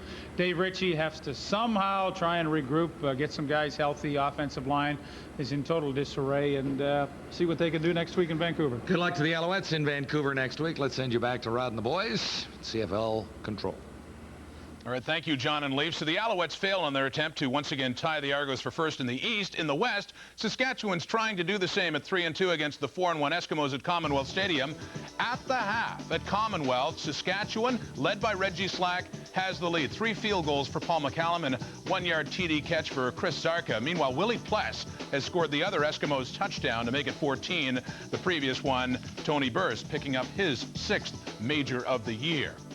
Tomorrow night, it is Friday Night Football from McMahon Stadium in Calgary. The Stampeders at 1-4, struggling, taking on another struggling team from the East, the Winnipeg Blue Bombers. They are at 1-4 as well. And both of these teams need each other right now. We'll have it for you. 9 p.m. Eastern, 6 p.m. Pacific time. Well, their record brings them something in common. Jeff Reinbold says there's a lot of things these teams have in common. Their situation has mirrored ours in a lot of ways. They had one bad game in Montreal, or a bad half in Montreal, just like we had a bad half in the second half of the Hamilton game. I think the thing that's different about the two clubs is that they've got a core of veteran players. You know, you look at A.J. and you look at Marvin Pope and Marvin Coleman and Alfred, and they've got a bunch of guys that I'm sure are not, this 1-4 start isn't sitting very well with. And then on top of it, Wally, who rarely loses a game in June or July at all, I'm sure they're going to be loaded for bear, and they're going to have, you know, red backside ready to get after us. Well, Calgary, you know, their record is 1-4, but they're a much better team than that. You know, when you look at, you know, some of the things that have happened to them, they had some unfortunate plays, you know, go against them. But, you know, we kind of look at them in the same way, you know, the people look at us. You know, we're 1-4. We got a couple of problems and, you know, things we're trying to deal with, and they got some things that they're trying to deal with over there. The veterans of the teams, you know, called the meeting and got everybody in there, and to let everyone know that it's not over yet, and cut all the bickering and everything out. And it came at the end of it, we got a more positive thing out of everything, and so I think it helped everyone out. I think we had a great week of practice because everybody was positive about themselves coming out the meeting and bringing the positivity on the field. This team needs a kick and a swift ass. That's what they need, truthfully. And that's what we're going to give them. And that's what we're going to give each other. And that's what we've been talking about all week long, about, you know, helping each other out, you know, patting on the butt when somebody makes a great play. You know, just have some fun like I had fun last year. You know, I had the best time of my life with the blonde hair and whatnot. And you know what? Come Friday, come check me out, you know, because I'm about to have some fun again. That's what it's all about.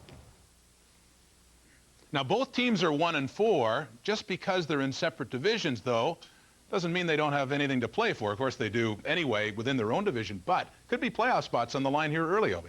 Yes, all those teams that are in this situation, Hamilton included, you know, with the way the playoffs are structured, the fourth best record can, fourth best team can cross over into the other division. So these teams are looking at this game, these two games coming up this weekend for those 1-4 teams are going to be critical games to look ahead to the playoffs possibly. Well, I like the Stamps a lot in this game, and I think also Wally Buono gets a lot of credit for the fact that this team is in last place, but he's been able to keep them together. There's very little backstabbing going on there, and I know that a couple of the veterans, Alandra Johnson and Mark McLaughlin, called a team meeting, won't tell coaches what it was about, but apparently there's still togetherness there, and I look for them to beat Winnipeg pretty handily tomorrow night. You know, Marty, they've only lost by 10 points total, I think it is, and 4 losses. So, you know, they're that close to being a good football Yeah, but they're still team. in last place. You picked them for first, and they're not in first. They're in last. But you know what? That's what's good to have a lot of veterans on your team, because they will pull the team together and say, hey, let's get this thing together. We're not a bad football team here, and we can come back and start winning in the second half of the season. And like Coach mentioned, it's early in the season, and it's not a time to start panicking. You still have time to make the playoffs. Okay, the other side of the football, Kevin McDougal will get the start. Chris Vargas threw 5 interceptions. And we've been saying about him, and it was true, one of the Vargas's strengths was didn't make mistakes. Had a lot of them against Hamilton. Yeah. Do you agree with that decision to make the quarterbacking change? You know, it's hard to comment on... Like he's going to answer that. No, truthfully. no, I love throwing him at him anyway, just to see what he says. It's hard for us or any person that's outside the walls to make that decision, because the coach and the coaching staff is working with those players on a day-to-day basis in the practices. They're watching them in the games. They know what their reads are and these kind of things. So maybe they feel like giving McDougal the start and letting Chris Vargas be on the sidelines to start the game might allow him to get back into the game at another point down the road during that particular game. You know what? I would like to vote for Coach as the commissioner, the next commissioner, because that was a good political Diplomatic. Wait a minute. Out of all of us, he was the one that went after Larry Smith. Yeah, that's true. And you know what? Larry Smith didn't answer my question. It was a good answer for Montreal, but it's still violated the rules. I do agree with him in one point, though. Coach did make a good point by saying the quarterbacks that sit on the sidelines get a chance to see something that goes on in that game that the other quarterback that's out there playing can't see because he's too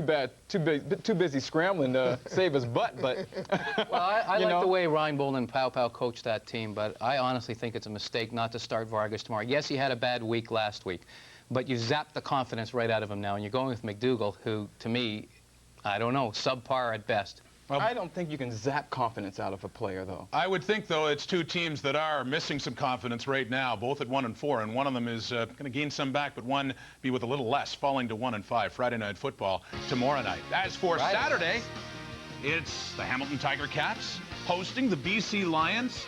David Braley's new team against David Braley's old one, Iverwood Stadium. We've got that one for you. 12:30 p.m. Eastern, 9:30 a.m. Pacific time for that one. It is an interesting situation. Anthony Cavillo injured and I believe expected back for the Ticats, but maybe learned a little bit being on the sidelines and watching the young guy Mike Colley. He was one of the guys who had mentioned to me that you do see a lot of things by sitting on the sidelines that you don't see while you're in the game. So he said he's interested in, I mean, he's very anticipating and getting back in the game and making things happen. He's got Earl Winfield back to help him out. So I think that's going to help him out. They've got a new guy on the offensive line, and Tom Newton. That's going to help them out. He was a good draft pick, and he's been floating around the NFL trying to make a roster down there. He's been on the practice roster the last couple of years, so he will help with their offensive line situation. But getting back to that quarterback situation, Les, the key thing about that, the guy on the sidelines, he has to use that intelligently as a learning experience. He has to be in the game and studying the game and keeping charts and things like that. And then if he does it properly, it will make him a better quarterback when he goes in. Haven't you seen a lot of quarterbacks sitting on the sideline, watching the game, and then come back in and they play like a totally different person? Yeah, Danny McManus was the best at that, I thought, when he come off the Exactly. bench. Now, Calvillo is going to be starting. I'd like to ask both of you gentlemen, would you start him or would you start Colley this game? I think that Hamilton feels very fortunate and pleased that Colley played as well as he did to get him an important win in Winnipeg. But they're going to go with the experienced guy in Calvillo now, and then they know that they've got some good playing time for Colley at this point. Just a quick thought about BC's defense. That front is finally together again for the first time since the start of the year. Joe Fleming, Dave Chaters is back, of course, Johnny Scott, and Virgil Robertson. I imagine that's a bit of a factor for that BC team. Well, their defense has had some problems all year. They've had injuries in the secondary as well that have not kept them. And Robert Holland will be back as well. So they're going to be healthier for this game. And coming off that short week against Toronto when they didn't look that well, I expect them to play a lot better in Hamilton. Well, interesting on Saturday at Iverwood Stadium, the BC Lions at 3-2, looking to improve, get back in their winning ways after they lost to Toronto this past week. The Argos victims tonight at Sky Dome. Montreal Alouettes, big-time victims, too. 4 touchdowns for this guy, Robert Drummond, in a rout, 46-8. We'll return after this.